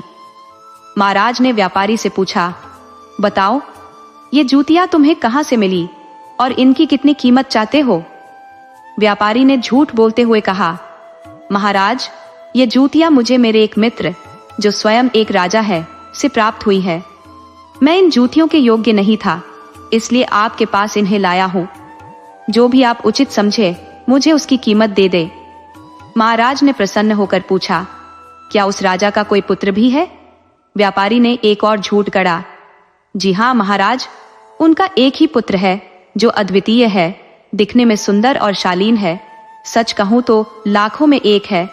महाराज ने मुस्कुराते हुए कहा, अच्छा, मेरी भी एक बेटी है और मैं चाहता हूं कि उसकी शादी तुम्हारे मित्र राजा के पुत्र से हो जाए। व्यापारी यह सुनकर सकते में आ गया। उसके मन में घबराहट की लहर दौड़ गई। उसने संभलते हुए बात को मोड़ने की कोशिश की और कहा, महाराज, आप तो मेरी दिल की बात कह रहे हैं। मैं भी यही कहना चाहता था। महाराज ने हंसते हुए कहा, तो फिर देर किस बात की?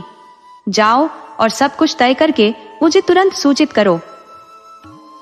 व्यापारी को अब कोई रास्ता नजर नहीं आ रहा था। वह महाराज से पीछा छुड़ाने के लिए तुरंत वहां से भाग निकला।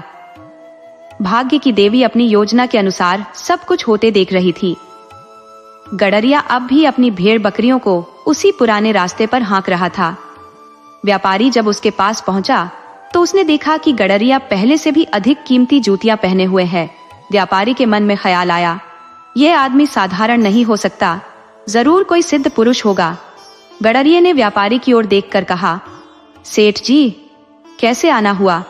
व्यापारी ने मुस्कुराते हुए कहा, मैं अपना गड्ढा लेने आया हूँ। गडरिया उसे अपनी झोपड़ी पर ले गया और उसका गड्ढा वापस कर दिया। व्यापारी ने गड्ढे को लेकर वापसी का रास्ता पकड़ा, लेकिन उसने सोचा, इस गडरिये की असलियत क्या है, इसकी निगरानी करनी पड़ेगी। कुछ दूरी पर व्यापारी ने एक पेड़ के पास अपना गड्ढा बांधा और झाड़ियों में छिपकर गडरिये पर नजर रखने लगा। तभी उसकी नजर एक तांबे के ढेर पर पड़ी। वह मन ही मन सोचने लगा, इस तांबे को बेचकर खूब पैसे बनाए जा सकते हैं। लेकिन उसकी जिज्ञासा गडरिये पर टिकी रही। गडरिया थोड़ी देर बाद आया और मूर्खता भरे अंदाज में उस तांबे के ढेर के पास जाकर सो गया। इसी बीच भाग्य की देवी ने अपने चमत्कार से तांबे को सोने में बदल दिया। व्यापारी यह देखकर हक्का बक्का रह गया। कुछ देर बाद गडरिया उठकर चला गया। व्यापारी सोचने लगा, जिसके स्पर्श से तांबा सोना बन जाता है, उसे राजा बनाना तो बड़ी बात नहीं है। व्यापारी उस सोने के ढेर को लेकर चला गया और उसे बेचकर जमीन खरीद ली। उसने वहां एक विशाल किला बनवाना शुरू किया। किला तैयार होते ही व्यापारी ने अपनी सेना बना ली और खुद को राजा घोषित कर दिया। कुछ दिनों बाद व्यापारी ने अपनी सेना को हुक्म दिया कि उस गडरिये को बुलाकर लाएं। जब गडरिया आया तो व्यापारी ने सैनिकों से कहा, आज से यह गडरिया तुम्हारा राजा है। गडरिये को नकली राजा बना दिया गया। इसके बाद व्यापारी ने उस असली राजा को पत्र भेजकर विवाह की तिथि सुनिश्चित करने को कहा। राजा ने अपनी ओर से तिथि तय करके पत्र वापस भेज दिया। जब विवाह की तिथि वाला पत्र व्यापारी को मिला तो वह गडरिये के पास गया और कहा, मुबारक हो महाराज, आपकी शादी तय हो गई है। गडरिया अपनी मूर्खता में बोला, सेठ जी, मुझे छोड़ दो। अगर मेरी भेड़ें किसी के खेत में चली गई और उसकी फसल चर ली तो मुझे मार दिया जाएगा। ये सुनकर दरबार में सभी लोग हंसने लगे। व्यापारी ने सोचा, अगर गडरिया महाराज के सामने ऐसा कुछ कहेगा तो उसे उसी समय मौत के घाट उतार दिया जाएगा। उसने गडरिये को एक तरफ बुलाकर कहा, अगर तुमने ऐसी कोई बात किसी के सामने कही तो मैं तुम्हें तलवार से मार डालूंगा। जो कुछ कहना हो सिर्फ मेरे कान में कहो। गडरिये ने डरते डरते कहा, ठीक है। विवाह की तिथि आने पर व्यापारी गडरिये की बारात लेकर चल पड़ा। जब बारात उस असली राजा के नगर के पास पहुंची तो राजा के मंत्री और सैनिक दूल्हे राजा की अगवानी के लिए आए, लेकिन गडरिया उन्हें अपनी ओर आते देख डर गया और व्यापारी के कान में कहा, सेठ जी, मेरी भेड़ें इनके खेत में घुस गई होंगी। अब ये मुझे पकड़ने आए हैं। तब तक मंत्री उनके पास आ पहुंचे। मंत्री ने व्यापारी से पूछा, कुमार जी, आपके कान में क्या कह रहे थे? व्यापारी ने बात बनाते हुए कहा, कुमार जी कह रहे हैं कि इतनी बड़ी अगवानी देखकर उनका हृदय प्रसन्न हो गया है। राजा ने ऐलान किया कि सभी को 5 लाख रुपए इनाम के तौर पर दिए जाएं। बस फिर क्या था, यह खबर जंगल की आग की तरह पूरे राज्य में फैल गई कि राजा की बेटी की शादी किसी बड़े सम्राट के राजकुमार के साथ होने जा रही है और जो भी बारात के स्वागत में पहुंच रहे हैं उन्हें भी 5 लाख रुपये मिल रहे हैं। उसी दिन राजा की बेटी का विवाह उस गडरिये से हो गया। जब शादी के बाद राजकुमारी गडरिये के पास आई तो गडरिया उसकी पायल की छन छन सुनकर डर गया। उसे लगा कि कोई चुड़ैल उसे मारने के लिए आ रही है। डर के मारे वह एक दरवाजे की ओट में छिप गया। राजकुमारी ने कमरे में आकर इधर उधर देखा, लेकिन जब उसे गडरिया नहीं मिला तो वह दूसरे कमरे में चली गई। राजकुमारी के कमरे से बाहर जाते ही गडरिया वहां से भागने की कोशिश करने लगा। तभी उसकी नजर सीढ़ियों पर पड़ी। वह तेजी से सीढ़ियों से होता हुआ छत पर पहुंच गया। छत की मुंडेर से झांकते ही उसे नीचे बहती नदी दिखी। उसने सोचा, चुड़ैल के हाथों मरने से बेहतर है कि मैं नदी में कूदकर अपनी जान दे दूं। और फिर बिना ज्यादा सोचे समझे वह नदी में कूद गया। ये सब देख भाग्य की देवी ने माथा पीट लिया। उन्होंने सोचा, यह तो घोर मूर्ख निकला, मेरी सारी योजना ही बर्बाद कर दी इसने। तभी बुद्धि की देवी मुस्कुराते हुए वहां आ गई। उन्होंने हंसते हुए कहा, देखा बहन, तुमने इसे राजा बनाने की लाख कोशिश की, लेकिन यह अब भी मूर्ख ही रहा। अब आओ, मैं तुम्हें अपनी बुद्धि का चमत्कार दिखाती हूँ। वे दोनों एक अहीर की झोपड़ी के पास पहुंची। बुद्धि की देवी ने कहा, इस झोपड़ी में एक बहुत गरीब इंसान रहता है जो रस्सियां बनाकर बड़ी मुश्किल से अपना गुजारा करता है। तुमने उस गडरिये को अनमोल चीजें दी, लेकिन मेरी मदद के बिना उसने सब कुछ गंवा दिया। अब इस अहीर को तुम केवल 1 पैसा दे दो और फिर देखो मैं कैसे इसे राजा बना देती हूँ। भाग्य की देवी ने हंसते हुए कहा, ठीक है, मैं भी देखती हूँ कि तुम 1 पैसे से कैसे इसे राजा बनाती हो। उन्होंने अहीर को 1 पैसा दिया और दोनों देवी वहां से चली गई। अहीर ने वह 1 पैसा संभाल कर अपने पास रख लिया। कुछ दिनों बाद एक मछुआरा उसके घर आया और उससे 1 पैसा उधार मांगने लगा। मछुआरे ने बताया कि उसे अपना मछली पकड़ने वाला जाल ठीक करवाने के लिए 1 पैसे की जरूरत है। अहीर ने बिना किसी झिझक के मछुआरे को वह पैसा दे दिया, ये सोचते हुए कि शायद इससे कोई भला हो जाए। इसके बाद क्या हुआ, यही देखने के लिए बुद्धि की देवी और भाग्य की देवी 1 महीने बाद फिर से लौटने का इंतजार कर रही थी। मछुआरे ने अहीर से 1 पैसा उधार लेने के बाद वादा किया था कि जैसे ही उसका जाल ठीक हो जाएगा, जो भी पहली मछली उसके जाल में फंसेगी वह उसे अहीर को सौंप देगा। कुछ दिनों बाद मछुआरा अहीर के पास आया और उसने एक मछली पकड़कर उसे दे दी। मछुआरे ने कहा, पहली बार जाल में सिर्फ 1 ही मछली फंसी है। अहीर ने मछली ले ली और मन ही मन सोचा कि बेचने से अच्छा है इसे पकाकर खा लूं। जब उसने मछली को काटा तो उसके पेट से एक चमकदार पत्थर गिरा। उसे लगा कि यह कोई साधारण कांच का टुकड़ा है, तो उसने उसे वहीं छोड़ दिया और मछली खाकर सो गया। रात को उसकी नींद खुली तो उसने देखा कि उसका कमरा अजीब सी चमक से भर गया है। उसने ध्यान दिया कि यह रोशनी उसी कांच के टुकड़े से आ रही थी। उसे यह अद्भुत लगा और उसने कांच के उस टुकड़े को उठाकर अपनी अलमारी पर रख दिया। अब उसकी झोपड़ी भी उजाले से भर गई थी। अहीर सोचने लगा कि रात में भी काम कर सकेगा। कुछ दिनों बाद एक जौहरी उसकी झोपड़ी में रस्सी खरीदने आया। जब जौहरी की नजर उस चमकते टुकड़े पर पड़ी तो वह हैरान रह गया। वह सोचने लगा, इतना बेशकीमती पत्थर इस गरीब के पास कैसे आया। जौहरी ने अहीर से पूछा, ये कांच का टुकड़ा कहाँ से मिला। अहीर ने सारी बात बताई तो जौहरी ने उसे खरीदने की इच्छा जताई।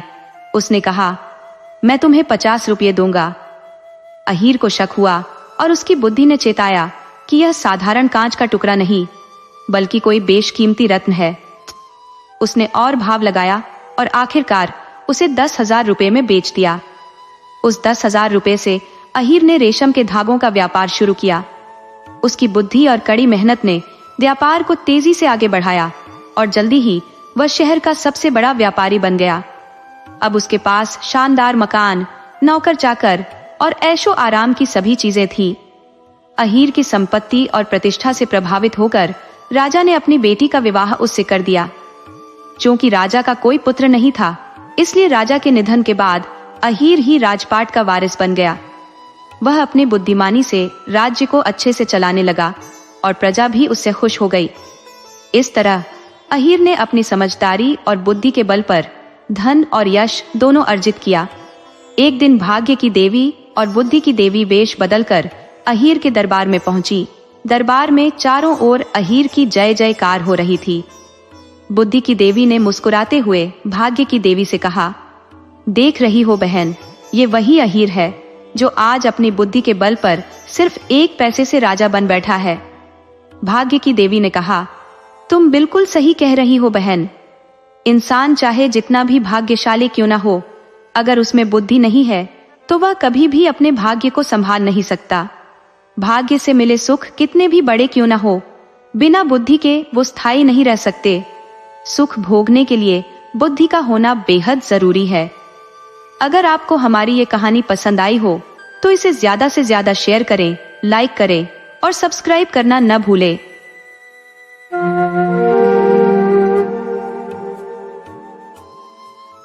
एक छोटे से गांव में बिमला और कमला नाम की 2 पड़ोसनें निवास करती थी।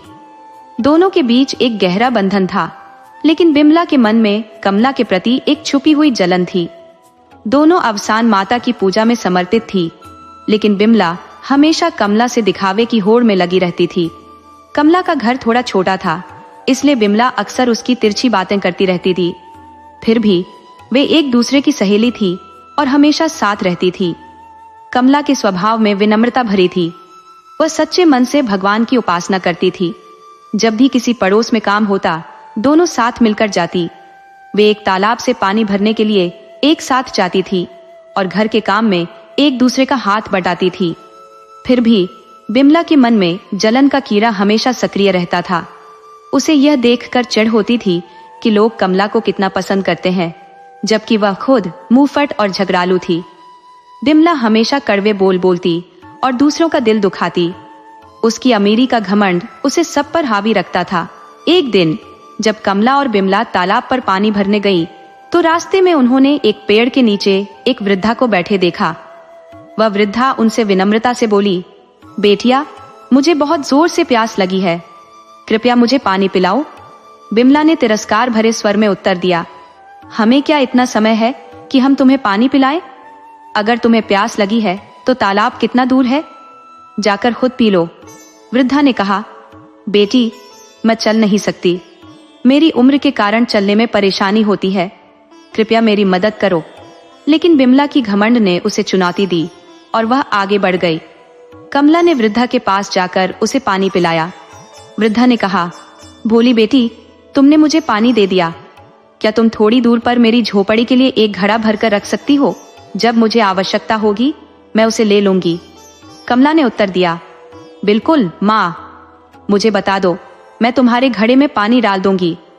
तभी बिमला तुनक कर बोली, तुझे घर के काम नहीं है क्या, जो चल नहीं सकती? कमला ने विनम्रता से कहा, बिमला, यह वृद्धा है और इसे चलने में कठिनाई होती है, चलो हम इसका घड़ा भर देते हैं। बेमन से बिमला ने भी साथ चलने की सहमति दी। जब वे वृद्धा की झोपड़ी में पहुंची तो वहां सोने और चांदी के घड़े देखे। यह देखकर बिमला के मन में लालच जाग उठा। उसने वृद्धा से पूछा, आप इन घड़ों का क्या करती है? वृद्धा ने कहा, मैं जरूरतमंदों की मदद करती हूँ। जिनके पास घड़े नहीं होते उन्हें देती हूँ, लेकिन जिनके पास है उन्हें नहीं देती। बिमला को सोने का घड़ा बेहद भा गया। वह किसी भी कीमत पर उसे पाना चाहती थी। कमला ने वृद्धा के घड़े में पानी डाला और लौट आई। घर आकर बिमला अपने काम में जुट गई, लेकिन उसे नींद नहीं आई। वह पूरी रात सोचती रही कि कैसे उस वृद्धा से सोने और चांदी का घड़ा हासिल किया जाए। अगले दिन वह सुबह जल्दी उठ गई और कमला से कहा, कमला, चल जल्दी चलो, आज पानी भरने जाना है। कमला ने उत्तर दिया, बिमला, इतनी सुबह पानी भरने जाना क्या आवश्यक है? आज का दिन तो हम थोड़ा लेट जाकर काम कर सकते हैं। बिमला ने उस दिन के बाद कमला से दूरियां बनाना शुरू कर दिया। वह चाहती थी कि कमला उसकी योजनाओं का हिस्सा बने, लेकिन कमला की सरलता उसे और चिढ़ा रही थी। बिमला ने मन में ठान लिया कि वह अकेले ही उस वृद्धा के खजाने पर हाथ डालने का प्रयास करेगी। वह अगले दिन फिर से तालाब की ओर बढ़ी और वृद्धा की झोपड़ी पर पहुंच गई। वहां पहुंचकर उसने देखा कि वृद्धा फिर से उसी पेड़ के नीचे बैठी है। बिमला ने सोचा, अगर मैं इस वृद्धा को बहलाकर उसके सोने और चांदी के घड़े हासिल कर लूं, तो मैं अपने जीवन की सारी समस्याओं का समाधान कर सकूंगी। वृद्धा ने बिमला को देखकर मुस्कुराई और कहा, बेटी, क्या तुम फिर से मेरी मदद करने आई हो? बिमला ने हंसते हुए कहा, हाँ माँ, मैं तुमसे एक बात पूछना चाहती हूँ। क्या तुम मुझे उन घड़ों में से एक घड़ा दे सकती हो? वृद्धा ने देखा कि बिमला का इरादा सही नहीं है, लेकिन उसने कहा, बेटा, जो घड़े मेरी जरूरत के हैं, उन्हें मैं किसी को नहीं दूंगी। बिमला ने योजना बनाई कि वह वृद्धा को कुछ और बातें करके उसकी मदद के बहाने उस खजाने तक पहुंच जाएगी, लेकिन उसके दिल में कुछ और ही चल रहा था। एक सुबह बिमला ने कमला को अपने पास बुलाया और कहा, कमला, चलो इस बार हम वृद्धा के पास जाते हैं। मैं एक योजना बना रही हूँ जिससे हमें सोने और चांदी के घड़े मिलेंगे। कमला ने हैरानी से पूछा, क्या? बिमला, यह सही नहीं है। हमें उसे मदद करनी चाहिए, न कि उससे कुछ चुराने का सोचे। लेकिन बिमला ने अपनी जिद पर अड़ी रही। उसने कमला को समझाया कि यह बस एक साधारण योजना है और उसे ऐसा करने में कोई बुराई नहीं है। इस बीच कमला ने सोच लिया कि वह बिमला के साथ नहीं जाएगी। वह जानती थी कि बिमला का इरादा सही नहीं है। उसने अपनी माता से भी इस विषय में चर्चा की और तय किया कि वह वृद्धा की मदद करना चाहती है। एक दिन जब बिमला वृद्धा की झोपड़ी पर पहुंची तो देखा कि कमला पहले से वहां थी। कमला ने वृद्धा से कहा, माँ, क्या मैं आपकी मदद कर सकती हूँ? बिमला ने चढ़ते हुए कहा, कमला, तुम यहाँ क्यों आई हो? तुम्हें तो अपनी जिंदगी में व्यस्त रहना चाहिए। कमला ने मुस्कुराते हुए कहा, बिमला, मुझे पता है कि तुम क्या सोच रही हो, लेकिन यह हमारी जिम्मेदारी है कि हम मदद करें। बिमला ने अपने मन में सोचा कि कैसे वह कमला को अपनी योजनाओं में शामिल कर सकती है। आखिरकार बिमला ने महसूस किया कि उसकी लालच उसे अंधा कर रही है। उसने अपनी गलतियों को समझा और कमला के साथ मिलकर वृद्धा की मदद करने का निर्णय लिया। इस तरह बिमला और कमला ने मिलकर न केवल वृद्धा की सहायता की, बल्कि उन्होंने एक दूसरे के प्रति अपने रिश्ते को भी मजबूत किया। बिमला ने अपनी लालच पर काबू पाया और सच्चे दिल से मदद करने की सोचने लगी। इस अनुभव ने बिमला को यह सिखाया कि धन और दिखावा सिर्फ क्षणिक है, जबकि सच्ची मित्रता और सहानुभूति सदा बनी रहती है। अब वे दोनों एक नई दृष्टि के साथ जीवन जीने लगी, जहां वे केवल खुद के लिए नहीं बल्कि दूसरों की भलाई के लिए भी जीने लगी। कमला और विमला के बीच एक अजीब सी खींचतान हो रही थी। एक दिन जब कमला ने देखा कि उसके पास बहुत सारे काम हैं, तो उसने सोचा, चलो जल्दी से तालाब से पानी भर लाते हैं। वह विमला के साथ पानी भरने के लिए निकल पड़ी। दोनों ने अपने अपने घड़े उठाए और तालाब की ओर चल पड़ी। जब वे तालाब पर पहुंची तो विमला ने पहले से ही एक चालाक योजना बना रखी थी। उसने थोड़ा पानी के अंदर जाते हुए कहा, कमला, मेरा घड़ा पकड़ो, मुझसे ये उठ नहीं रहा है। कमला ने भी अपने घड़े को संभाले रखा था, लेकिन जब उसने विमला का घड़ा उठाने की कोशिश की तो उसका संतुलन बिगड़ गया। दोनों के घड़े जमीन पर गिर गए और टूट गए। विमला का पारा चढ़ गया। वह गुस्से से लाल होकर कमला को बुरा भला कहने लगी। कमला ने शांत रहते हुए कहा, विमला, इसमें मेरी क्या गलती है? मेरा घड़ा भी टूट गया है। चलो मेरे घर चलते हैं, मैं तुझे दूसरा घड़ा दे दूंगी। मेरे घर पर घड़े रखे हुए हैं। विमला बोली, नहीं, मेरे पास इतना समय नहीं है। मुझे आज बहुत सारा काम करना है और मुझे सब कुछ जल्दी जल्दी करना है। घर जाने में तो बहुत देर हो जाएगी। कमला ने सुझाया, चलो उस बूढ़ी माँ की झोपड़ी में चलते हैं जहां हम कल गए थे। वह कह रही थी कि जिसको घड़ा चाहिए वह ले सकता है। विमला ने तुरंत हामी भर दी। दोनों बूढ़ी माँ की झोपड़ी की तरफ चल पड़ी। जब वे झोपड़ी पहुंची, बूढ़ी माँ हंसते हुए बोली, आओ बेटी, क्या चाहिए? विमला जल्दी से बोली, बूढ़ी माँ, मेरा घड़ा टूट गया है। कमला ने इसे तोड़ दिया।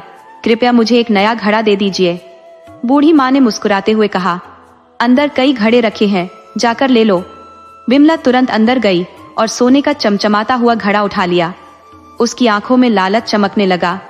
बूढ़ी माँ ने फिर कहा, कमला, तुम भी एक घड़ा ले लो। कमला ने नम्रता से कहा, नहीं माँ जी, मेरे घर में घड़ा है, मैं वहीं से ले लूंगी। लेकिन बूढ़ी माँ के बार बार कहने पर कमला ने भी एक मिट्टी का साधारण सा घड़ा उठा लिया। जब वे दोनों पानी भरकर वापस लौटने लगी, बूढ़ी माँ ने उन्हें एक आखिरी बात कही, ये घड़े साधारण नहीं है, इनमें गुप्त धन छिपा है, लेकिन तुम्हें वही मिलेगा जैसा तुम्हारा कर्म है। अगर अच्छे कर्म होंगे तो अच्छा फल मिलेगा और बुरे कर्म के साथ बुरा ही मिलेगा। विमला के मन में खुशी की लहर दौड़ गई। वह मन ही मन सोचे जा रही थी, मुझे सोने का घड़ा मिल गया है, अब मैं इसे बेचकर अमीर हो जाऊंगी। वह कमला को मूर्ख समझ रही थी। कमला तो झोपड़ी से मिट्टी का घड़ा उठा लाई, यही कारण है कि वह गरीब है। जब कमला अपने घर पहुंची और उसने पानी डालने के लिए घड़ा उठाया तो उसकी आंखें फटी की फटी रह गई। मिट्टी के साधारण घड़े से सोने, चांदी, हीरे और मोती निकल रहे थे। वह चकित थी, लेकिन उसे समझ आया कि बूढ़ी माँ की बात सच थी, इंसान को उसके कर्मों का ही फल मिलता है। वहीं दूसरी ओर विमला अपने सोने के घड़े को देखकर बहुत खुश थी। वह मन ही मन सोचे जा रही थी, अब मैं इसे पिघलाकर जेवर बनवा लूंगी। लेकिन जैसे ही उसने घड़े को तोड़ने की कोशिश की, घड़ा खाली निकला। उसकी सारी उम्मीदें धूल में मिल गई। कमला के अच्छे कर्मों ने उसे दौलत दी, जबकि विमला का लालच उसे ठग कर चला गया। अंत में यह समझ आई कि जीवन में सच्ची संपत्ति हमारे कर्म होते हैं, न कि बाहरी दिखावा। जब विमला और कमला ने देखा कि अचानक ऐसा क्या जादुई घटित हो गया, तो उनकी आंखें विस्मय से चौड़ी हो गई। वहीं जब विमला ने अपने घर का पानी खाली करना शुरू किया, तो दूसरे घड़े से अजीबोगरीब कीड़े रेंगने लगे। ये कीड़े उसके शरीर पर चढ़कर उसे काटने लगे, जिससे विमला का शरीर लहूलुहान हो गया और उसकी त्वचा पर काले धब्बे उभर आए। ये नजारा देखकर विमला जोर जोर से रोने लगी। कमला, जो उसके पड़ोस में थी, उसकी कराहें सुनकर दौड़ी आई। उसने विमला की स्थिति देखकर आश्चर्य से भर गई और पूछा, विमला, ये सब क्या हो रहा है? विमला ने कहा, मुझे नहीं पता, लगता है इस पानी में कुछ जादू है। उसने वृद्धा को गालियां देनी शुरू कर दी। कमला ने विमला को शांत करते हुए कहा, इस तरह मत बोलो, शायद तुमने कुछ गलत किया होगा। देखो, मेरे घर में तो हीरे मोती निकल रहे हैं। ये सुनकर विमला और भी ज्यादा जलन महसूस करने लगी और फिर से बुढ़िया को गालियां देने लगी। उसकी पीड़ा बढ़ती जा रही थी। इस पर कमला ने सुझाव दिया कि चलो हम उस वृद्धा के पास चलते हैं और उनसे माफी मांगते हैं। मरता क्या न करता वाली स्थिति में विमला ने चलने का निर्णय लिया और उसी झोपड़ी की ओर बढ़ी जहां वे पहले मिली थी। लेकिन वहां जाकर देखा तो न तो झोपड़ी थी और न ही वृद्धा।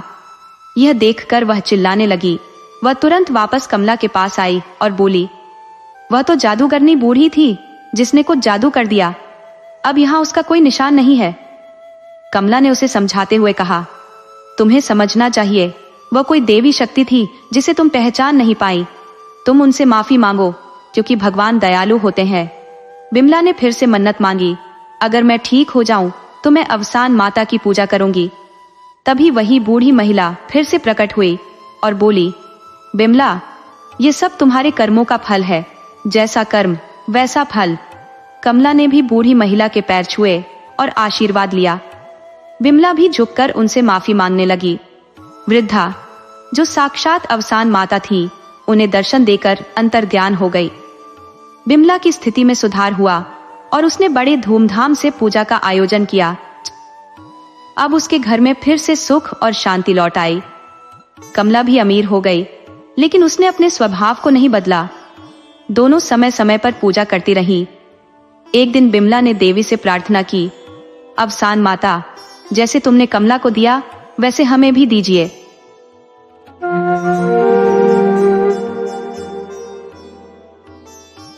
उत्तर प्रदेश के एक छोटे से शहर में राजा राम नामक एक बुजुर्ग रहते थे, जिनकी उम्र करीब 70 साल थी।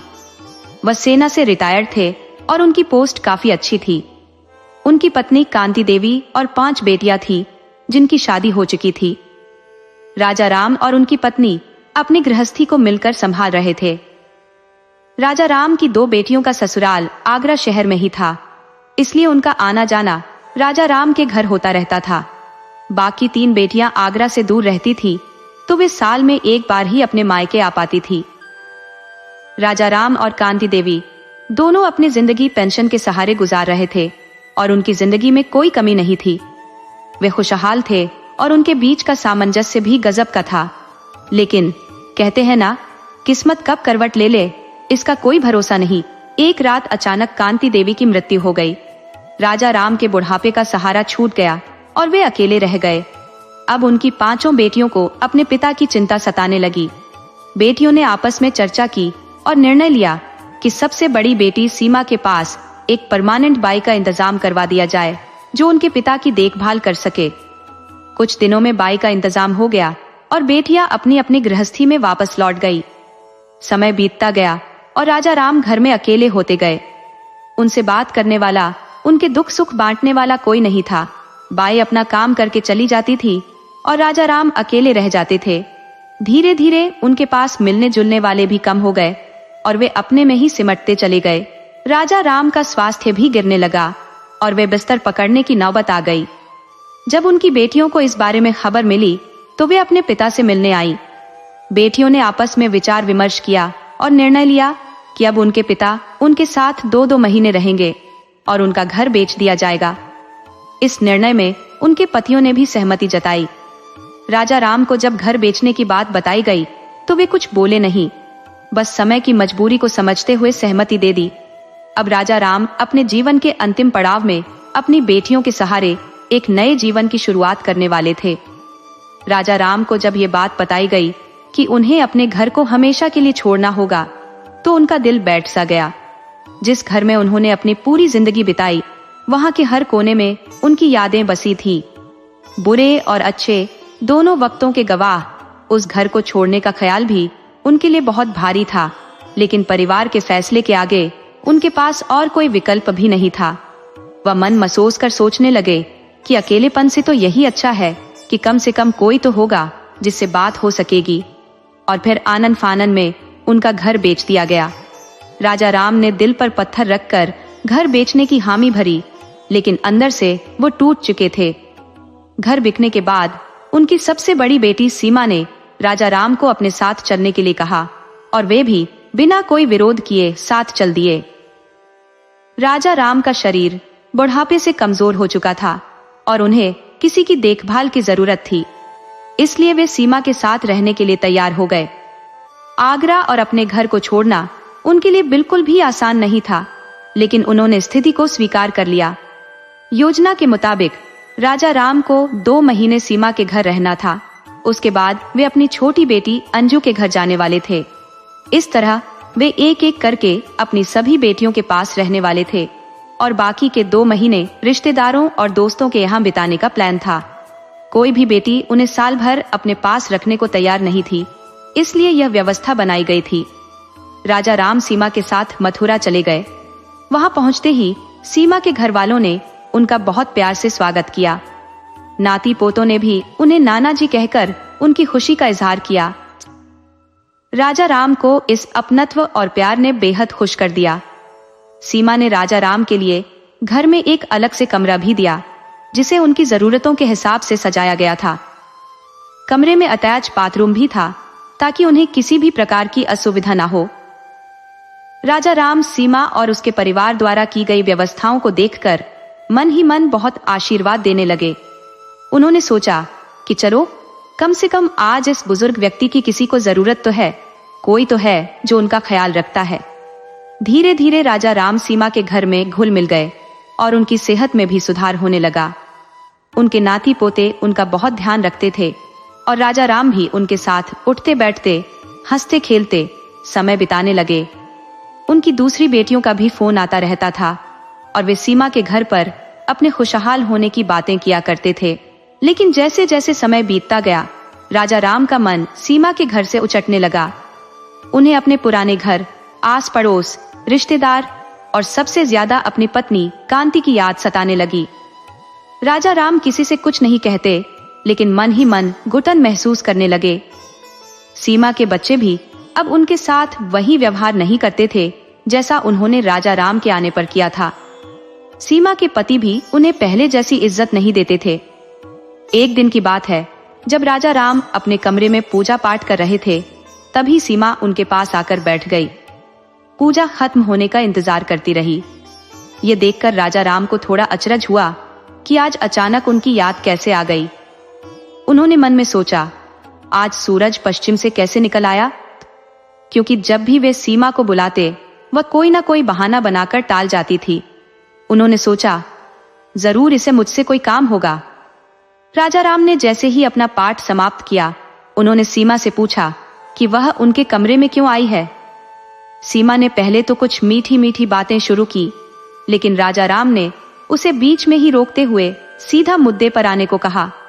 उन्होंने कहा, जो भी कहना है साफ साफ कहो, क्योंकि राजा राम समझ चुके थे कि सीमा कुछ महत्वपूर्ण बात कहना चाहती है। सीमा ने भी बिना देर किए अपनी बात कहना शुरू किया। उसने बताया कि अनिल, जो उसका पति है, वह कह रहा है कि बाबूजी को किसी और कमरे में शिफ्ट कर दिया जाए, क्योंकि वह उस कमरे को किराए पर देना चाहता है।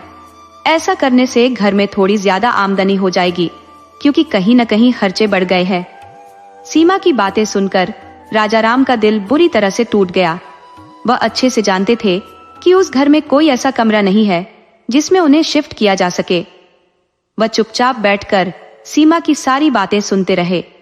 सीमा ना जाने क्या क्या कहती जा रही थी, लेकिन राजा राम का दिमाग सुन्न पड़ गया था। कुछ देर सोचने के बाद राजा राम ने सीमा से सीधे कमरे का किराया पूछ लिया। उन्हें एहसास हो चुका था कि सीमा उनसे किराए का पैसा मांगना चाहती है। सीमा ने भी बिना हिचकिचाहट के कमरे का किराया और खाने पीने का खर्चा बता दिया और फिर कमरे से बाहर चली गई। राजा राम बहुत देर तक अकेले बैठे बैठे उन्हीं बातों के बारे में सोचते रहे। उनकी आंखें नम हो गईं। उन्हें यकीन नहीं हो रहा था कि उनकी अपनी बेटी उनसे ऐसा कह रही है। वह सोचने लगे कि जो प्यार, अपनापन और मान सम्मान उन्होंने देखा, वह सिर्फ एक दिखावा था। वह सोचने लगे, अगर सीमा मुझसे वैसे ही पैसे मांग लेती तो क्या मैं उसे नहीं देता? आखिर वह मेरी बेटी है। उन्होंने सोचा, मैं उसका दोगुना भी कर देता, पर इस तरह से खाने का पैसा और किराया मांगकर सीमा ने मेरा दिल बहुत दुखाया है। क्या इसी दिन के लिए उसने मुझे अपने साथ बुलाया था? ये सब बातें राजा राम के मन में चल रही थी और उन्हें अपनी पत्नी कांता देवी की याद आने लगी। ये सब सोचते सोचते राजा राम जोर जोर से रोने लगे। जैसे तैसे करके उन्होंने सीमा के घर पर 2 महीने बिताए। अब उनका मन पूरी तरह से बुझ चुका था और वह जल्द से जल्द वहां से निकल जाना चाहते थे। उन्हें ऐसा महसूस हो रहा था कि इस घर में उनका सिर्फ आर्थिक शोषण किया जा रहा था। उन्हें अपने खर्च किए गए पैसों का दुख नहीं था, बल्कि इस बात का दुख था कि इस घर में उन्हें एक किराएदार की तरह रखा जा रहा था, न कि एक पिता की तरह। इस घुटन भरी जिंदगी से छुटकारा पाने के लिए उन्होंने अपनी दूसरी बेटी अंजू को फोन किया और उसे उन्हें वहां से ले जाने के लिए कहा। अंजू और उसके पति सुरेश उन्हें लेने के लिए तुरंत सीमा के घर पहुंच गए। वैसे भी अब राजा राम जी को सीमा के घर पर रहते हुए 2 महीने पूरे हो चुके थे और अब बारी अंजू की थी। राजा राम अंजू के साथ जाने के लिए खुशी खुशी तैयार बैठे थे। उन्हें लगा कि वहां पर रहकर उन्हें कुछ सुकून मिलेगा और शायद कोई दोस्त या रिश्तेदार भी मिलने आ जाएगा, क्योंकि अंजू आगरा में ही रहती थी। अंजू अपने पिता को बड़े ही प्यार से अपने घर लेकर गई। वहां पहुंचते ही उसके बच्चों ने भी अपने नाना जी का स्वागत बड़े ही प्यार से किया। अंजू के 2 बेटे थे और वे दोनों ही अपने नाना जी के इर्द गिर्द घूमने लगे। दोनों ही नाना जी के घर आने से बहुत खुश थे। अंजू ने राजा राम के लिए एक अलग कमरा भी दिया, जिसमें उनकी सारी सुविधाओं का ध्यान रखा गया। उस कमरे में अटैच बाथरूम भी था। राजा राम ने उन सुविधाओं को देखा जो सीमा के घर पर भी उन्हें मिली थी, लेकिन वे इस बार ना चाहते हुए भी अपनी बेटी का दिल नहीं दुखाना चाहते थे। पर कहते हैं ना, जो एक बार जल चुका होता है वह हर चीज को फूंक फूंक कर देखता है। राजा राम ने जब अंजू से उस कमरे का किराया पूछा तो उन्होंने बड़े ही संकोच के साथ कहा, बेटा, मुझे पहले ही बता दो कि इस कमरे का और खाने पीने का कितना खर्चा आएगा, ताकि बाद में किसी को कोई असुविधा ना हो। अंजू ने राजा राम को टोका और कहा, पापा, कैसी बातें कर रहे हो?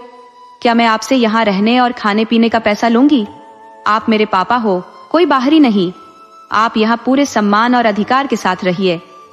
अंजू की इस बात को सुनकर राजा राम थोड़े मुस्कुराए और बोले, किसने कहा कि ऐसा नहीं होता बेटा, मेरे साथ तो एक बेटी ने ऐसा ही किया। अंजू को समझ नहीं आया कि राजा राम क्या कह रहे हैं। उसने उनसे साफ साफ सब कुछ बताने को कहा। राजा राम ने जो कुछ भी सीमा के घर सहा था वो सब कुछ अंजू को बता दिया।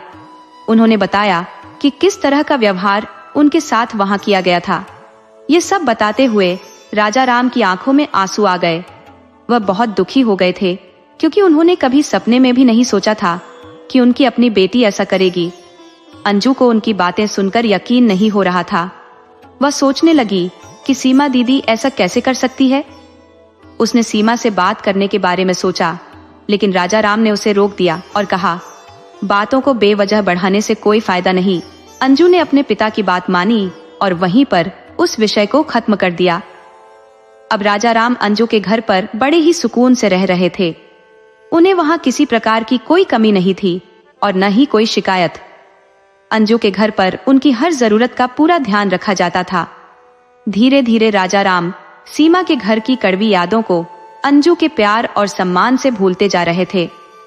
अंजू के घर पर उन्हें रहते हुए 2 महीने पूरे होने वाले थे, लेकिन अब उनका वहां से जाना जरूरी था, क्योंकि सभी ने अपने पिता को 2-2 महीने के लिए बांट रखा था। अंजू के घर से जाने के 2 दिन पहले अंजू उनके पास आकर बैठी और उनके साथ समय बिताने लगी। उसने उनके साथ ढेर सारी पुरानी बातें की। राजा राम को देखकर ऐसा लग रहा था जैसे वह बहुत खुश है। उन्होंने अंजू को सीने से लगाकर बहुत सारे आशीर्वाद दिए और उनकी आंखों में आंसू आ गए। थोड़ी देर बाद अंजू का पति सुरेश भी कमरे में आ गया। उसके हाथ में एक डायरी थी जो उसने अंजू को दी। अंजू ने डायरी को लेकर राजा राम को पढ़ने के लिए दे दी। राजा राम आश्चर्य से डायरी को देखने लगे। उन्हें समझ नहीं आ रहा था कि यह डायरी क्यों दी गई है। उन्होंने सुरेश से पूछा, बेटा इसमें क्या है और ये डायरी मुझे क्यों दी गई है? अंजू ने अपने पिता से कहा, पापा इसे पढ़िए। राजा राम ने डायरी को पलटकर पढ़ना शुरू किया। उसे पढ़ते ही उनकी आंखें फटी की फटी रह गईं। वह कभी डायरी को देखते तो कभी अंजू और सुरेश को। वह पढ़ते पढ़ते एकदम स्थिर हो गए। उन्हें गहरा सदमा लगा। उन्हें यकीन नहीं हो रहा था कि उन्हें इतना सम्मान देने वाला दामाद और इतनी प्यार करने वाली बेटी ऐसा कर सकते हैं। डायरी में राजा राम के उस घर में रहने के बाद से अब तक के सारे खर्चों का हिसाब लिखा हुआ था। उनके कमरे की सुविधाएं, बिजली का बिल, घुमाने फिराने का खर्च, पेट्रोल और अन्य टिकट खर्च, फल, सब्जियां, अनाज, दवाएं, सब कुछ लिखा हुआ था। ये सब पढ़कर राजा राम का दिल बहुत ज्यादा दुखी हो गया। राजा राम को यह समझ नहीं आ रहा था कि आखिर उनके साथ ऐसा क्यों हो रहा है। वह मन ही मन सोच रहे थे कि इन बेटियों को मैंने अपनी संपत्ति में बराबर हिस्सा दे दिया, फिर भी इन्हें इस बूढ़े बाप से और क्या चाहिए। वह खुद को और अपनी किस्मत को कोसते हुए आंखों से बहते आंसू पोंछते रहे। उन्होंने अंजू से कहा, बेटी मैं समझ रहा था कि ये प्यार और अपनापन मेरे लिए है, लेकिन मैं गलत था। ये सब पैसों के लिए था, मेरे लिए नहीं। राजा राम ने रोते हुए कहा, शायद मेरी ही परवरिश में कोई कमी रह गई होगी, नहीं तो मुझे ऐसे धोखे और अपमान का सामना नहीं करना पड़ता। अंजू ने बेफिक्री से जवाब दिया, पिताजी इसमें रोने की क्या बात है। जब आप सीमा दीदी को इतना कुछ दे सकते हैं तो मैंने भी वही मांगा है जो मैंने आप पर खर्च किया है। जब आप सीमा दीदी का घर भर रहे थे तब तो आपको कोई समस्या नहीं हुई। आज मैंने कुछ मांग लिया तो आपको बुरा लग रहा है। आपको इतनी पेंशन मिलती है, अगर थोड़ी बहुत हमें दे देंगे तो कौन सा आप गरीब हो जाएंगे। अंजू की बातों ने राजा राम को हिलाकर रख दिया। उन्होंने कभी सोचा भी नहीं था कि उनकी बेटी के दिल में इतना जहर हो सकता है। राजा राम अब कुछ भी समझने की हालत में नहीं थे।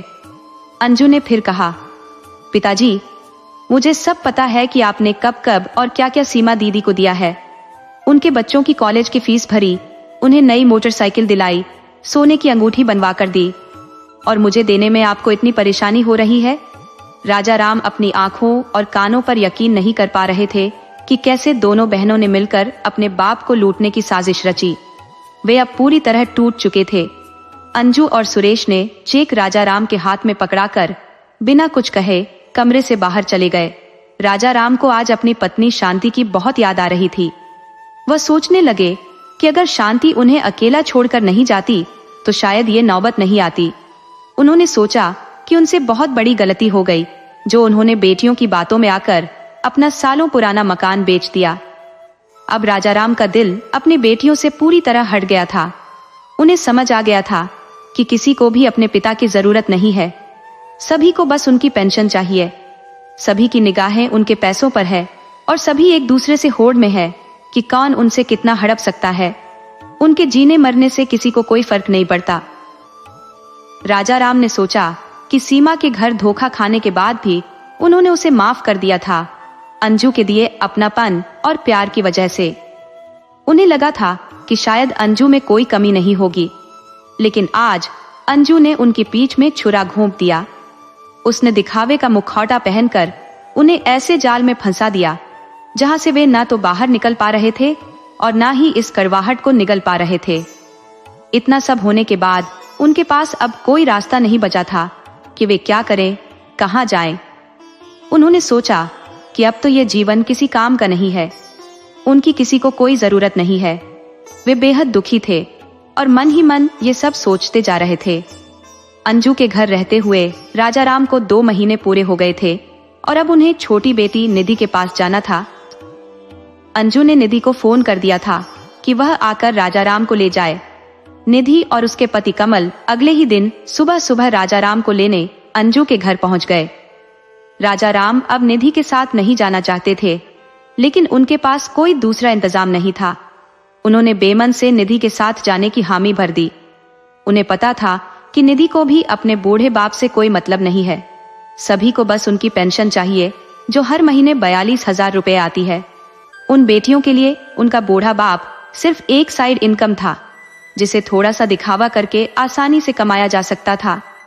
ये सारी बातें राजाराम के दिमाग में चल रही थी, लेकिन सब कुछ जानकर भी वे कुछ कर नहीं पा रहे थे। निधि के घर जाने के लिए वे अपना सामान लेकर तैयार हो गए। निधि गुड़गांव में रहती थी और वे लोग कुछ घंटों के सफर के बाद वहां पहुंच गए। राजाराम जी के मन में विचार आया कि चलो एक बार फिर से अपने आप को लुटवाने के लिए तैयार हो जाता हूं। जैसे बाकी बेटियों के घरों में हुआ, वैसे ही निधि के घर में भी उनका बहुत अच्छे से स्वागत हुआ। उन्हें यहाँ भी एक अटैच बाथरूम वाला कमरा दिया गया। पर इस घर में एक अलग बात थी। उनका नौकर नरेश, जिसे खास तौर पर राजाराम जी की देखभाल के लिए रखा गया था। हालांकि राजाराम जी को पता था कि उसकी तनख्वाह भी उनके ही पैसों से दी जाएगी, पर उन्हें इस बात की संतुष्टि थी कि कम से कम उनके पास कोई ऐसा तो होगा जिससे वह अपने दिल की बातें कर सके। राजाराम जी ने अपना मन मार कर वहां रहने का फैसला किया। शुरुआती दिनों में नरेश उनके साथ रहता, उनसे बातें करता और कभी कभार वे दोनों घर से बाहर टहलने भी जाते। नरेश उनके लिए एक अच्छा साथी बन गया था।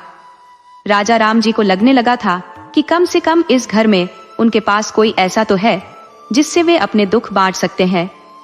लेकिन धीरे धीरे निधि और कमल ने नरेश को उनसे दूर करना शुरू कर दिया। अब नरेश का ध्यान अधिकतर घर के कामों में ही लगा रहता और राजाराम जी से उसकी मुलाकातें कम होने लगी। वे भी जानते थे कि ऐसा दिन आएगा, लेकिन फिर भी उन्होंने सोचा था कि जितने दिन अच्छे से निकल जाए वही बेहतर है। कुछ समय बाद राजाराम जी ने नरेश को अपने कमरे में बुलाया।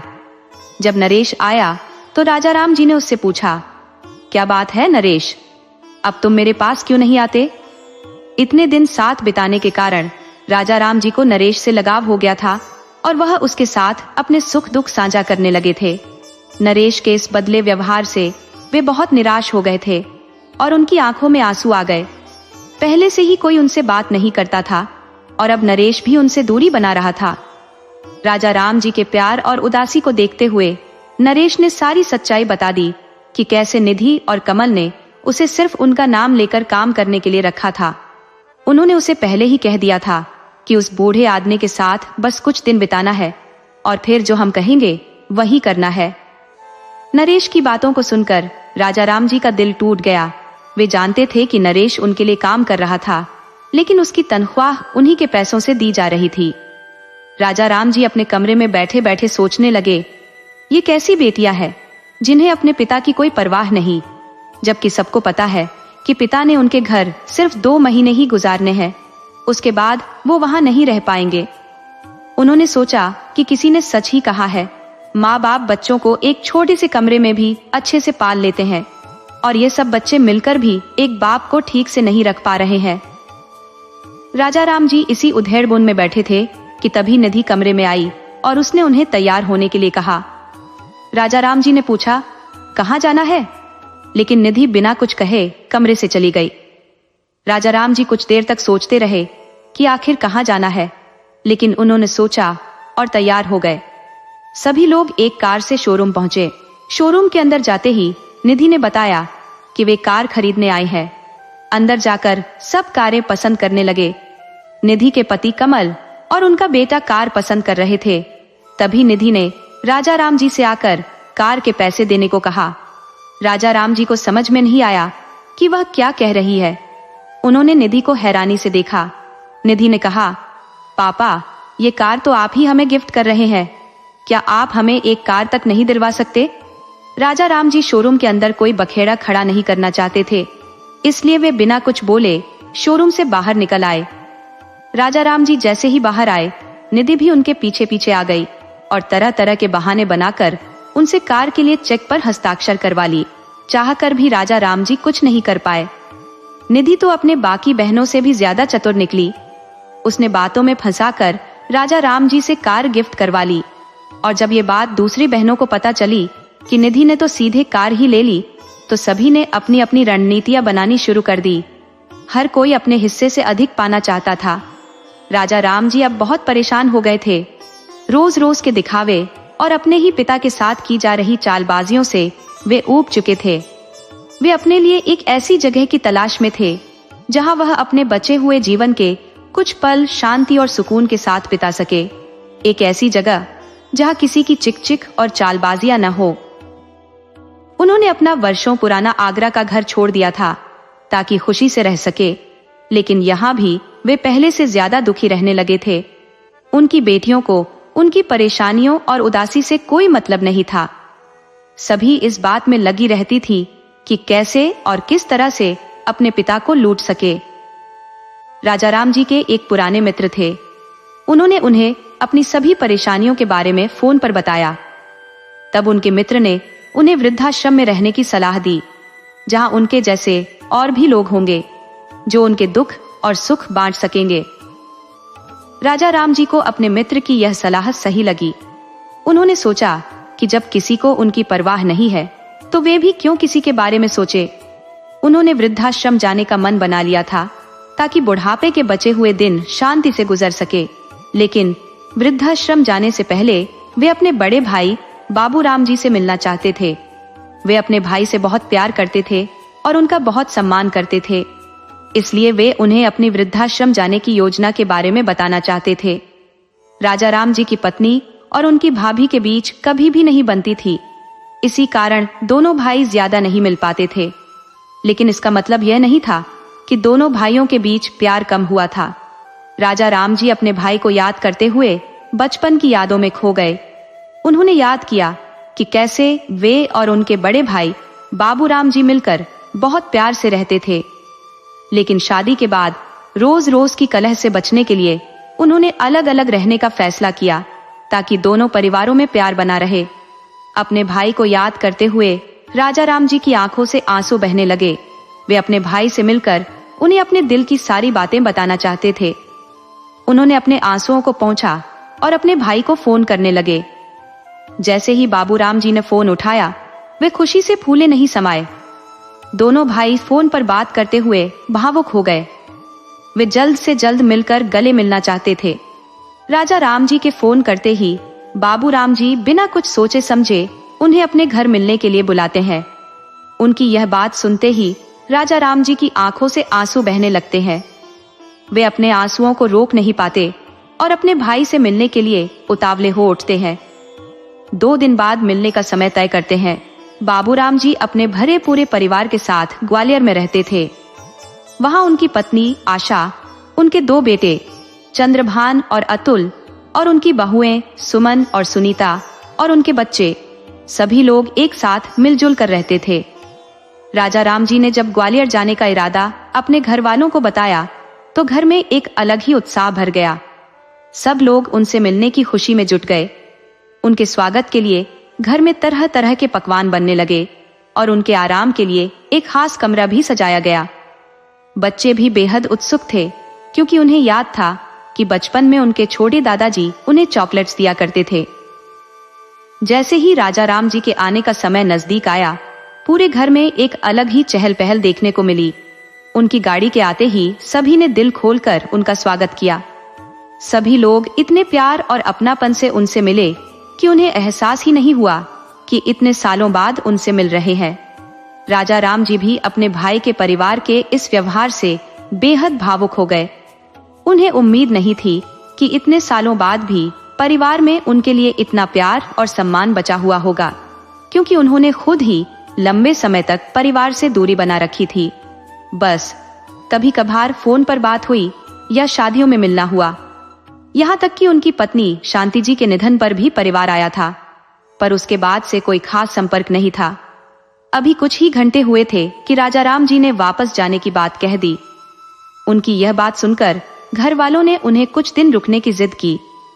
सब चाहते थे कि वे उनके साथ थोड़ा और समय बिताएं। आखिरकार वे अपने भाई के सम्मान में कुछ दिन और रुकने के लिए मान गए। रात में जब सभी एक साथ खाना खाकर बातें कर रहे थे, तो दोनों भाई अपने कमरे में अकेले थे। तब बाबू राम जी ने अपने भाई की उदासी की वजह पूछी। राजा राम जी थोड़े चौंक गए। उन्होंने सोचा कि उन्होंने तो किसी से कुछ नहीं कहा, फिर उनके भाई को कैसे पता चला कि वे परेशान हैं। राजा राम जी अभी सोच में ही थे कि बाबू राम जी ने उनके कंधे पर हाथ रखकर उन्हें हिलाया और कहा, तुम्हें देखकर ही समझ गया था कि सब कुछ ठीक नहीं है। अगर सब ठीक होता तो कोई बेटा अपने बूढ़े पिता को इतनी दूर अकेले सफर करने के लिए नहीं भेजता। तब राजा राम जी ने अपने भाई को अपनी सारी परेशानियां बतानी शुरू की। उन्होंने बताया कि कैसे उनकी बेटियों ने उनके साथ सही व्यवहार नहीं किया और कैसे उन्हें सिर्फ उनके पैसों की जरूरत है। जब वे ये सब बता रहे थे तो उनकी आंखें नम हो गईं। बाबू राम जी और उनकी पत्नी को यह सब सुनकर यकीन नहीं हो रहा था। उन्हें समझ नहीं आ रहा था कि बेटियां भी अपने पिता के साथ ऐसा कर सकती हैं।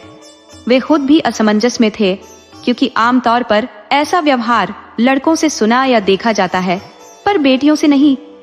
जब राजा राम जी ने उन्हें वृद्धाश्रम में जाने का मन बताया, तो बाबू राम जी की आंखों में आंसू आ गए। उन्होंने अपने भाई को गले लगाते हुए कहा, राजा राम, मेरे रहते हुए तुम्हें कहीं जाने की जरूरत नहीं है। अगर जाना पड़ा तो मैं भी तुम्हारे साथ चलूंगा, तुम अकेले नहीं जाओगे। बाबू राम जी ने कहा, अब से तुम हमारे साथ रहोगे। ये सुनते ही राजा राम जी ने तुरंत जवाब दिया, नहीं नहीं भाई साहब, मैं किसी पर बोझ नहीं बनना चाहता। मैं जैसा हूं ठीक हूं, आप मेरे लिए चिंता मत करो। बाबू राम जी ने यह सुनकर कहा, क्या कहा? तुम मेरे ऊपर बोझ हो सकते हो? तुमने ऐसा कैसे सोच लिया? राजा राम जी को अपने भाई की इस बात से सुकून तो मिला, लेकिन वे मन ही मन सोचने लगे कि शायद ये सब बातें प्यार में कही गई हैं। अगले दिन जब राजा राम जी अपने कामों में व्यस्त थे, बाबू राम जी ने अपने परिवार के सभी लोगों को राजा राम जी की सारी परेशानियों के बारे में बताया। बाबू राम जी ने ये सब बातें राजा राम जी की गैर मौजूदगी में की, ताकि उन्हें किसी तरह का अपमान महसूस न हो। घर के सभी लोग बाबू राम जी की बातों को सुनकर राजा राम जी को खुशी खुशी अपनाने के लिए तैयार हो गए। वे सब मिलकर उनका ख्याल रखना चाहते थे, और ये सब बिना किसी स्वार्थ के कर रहे थे, क्योंकि उनके घर में किसी को भी राजा राम जी की पेंशन या बैंक बैलेंस के बारे में कुछ पता नहीं था। बाबू राम जी के परिवार वालों ने बिना किसी आपत्ति के उनकी बात मान ली, जिससे बाबू राम जी को अपनी परवरिश और बच्चों पर गर्व महसूस हो रहा था। उनकी बहुओं ने भी राजा राम जी को अपनाने में पूरा सहयोग दिया। उनके बेटे चंद्रभान और उनकी पत्नी सुमन ने तो उन्हें अपने कमरे में रहने की भी पेशकश की। बाबू राम जी कोई बहुत अमीर आदमी नहीं थे, वे बस खुशी खुशी अपनी जिंदगी चला रहे थे। उनका घर एक आम आदमी के घर जैसा ही था, जिसमें सभी के पास अपने अपने कमरे थे, पर इतना बड़ा नहीं था कि राजा राम जी को अलग से कमरा दिया जा सके। इसीलिए बाबू राम जी के बेटे ने अपना कमरा उन्हें देने के लिए कहा, ताकि राजा राम जी को किसी तरह की परेशानी ना हो। जब राजा राम जी को ये बात पता चली, तो उन्होंने चंद्रभान को ऐसा करने से मना कर दिया। उन्होंने अपने बड़े भाई के कमरे में चारपाई पर सोने को ही बेहतर समझा। राजा राम जी ने कहा, मुझे बस प्यार की जरूरत है, किसी बड़े कमरे की नहीं। इस घर में भले ही सुविधाओं की कमी थी, पर प्यार, इज्जत और सम्मान की कोई कमी नहीं थी।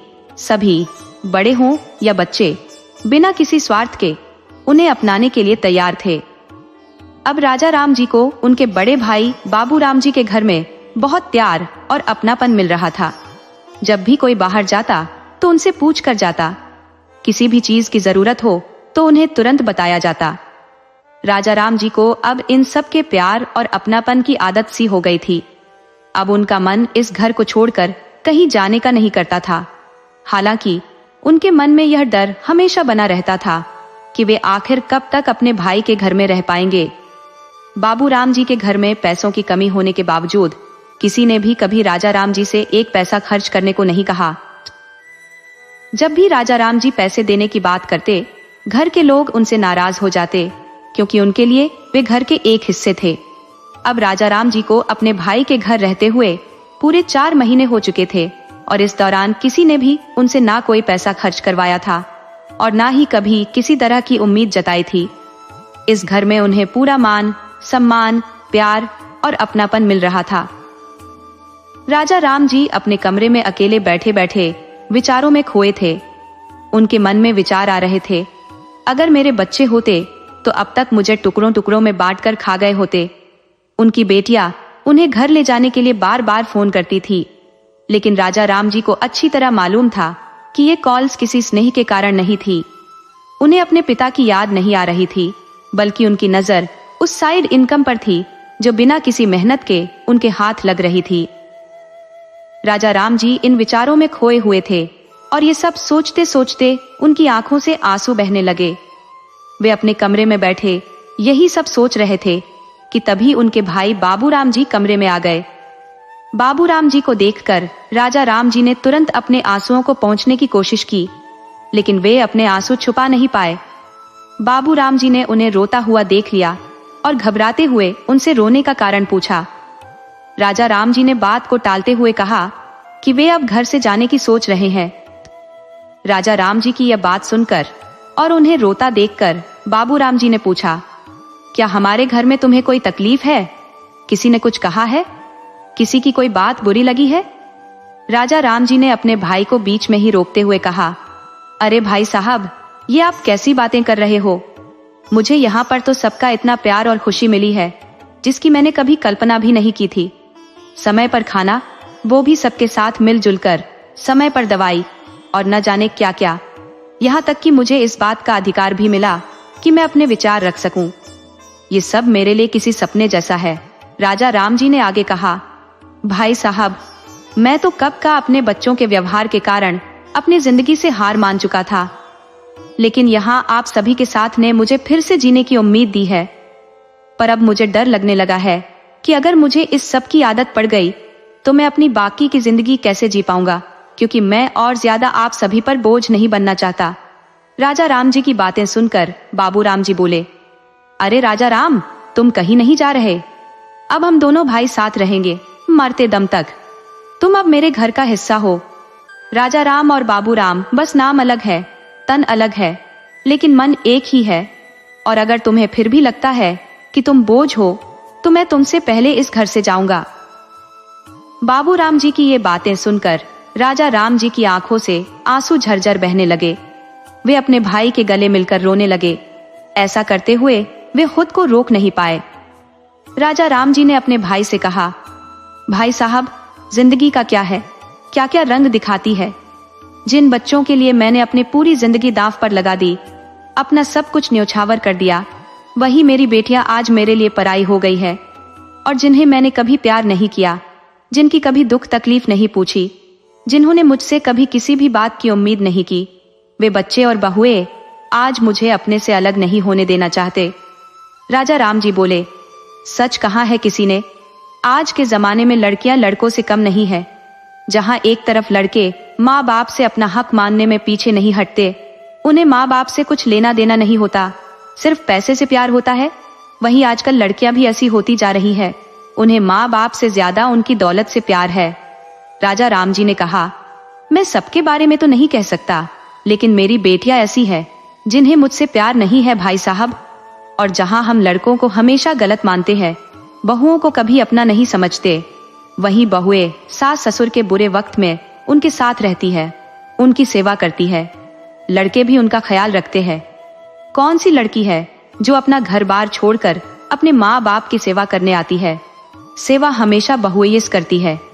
राजा राम जी बोले, भाई साहब, यहाँ भी मैं किसी की बुराई नहीं कर रहा, पर अपने घर के बच्चे तो ऐसे ही है।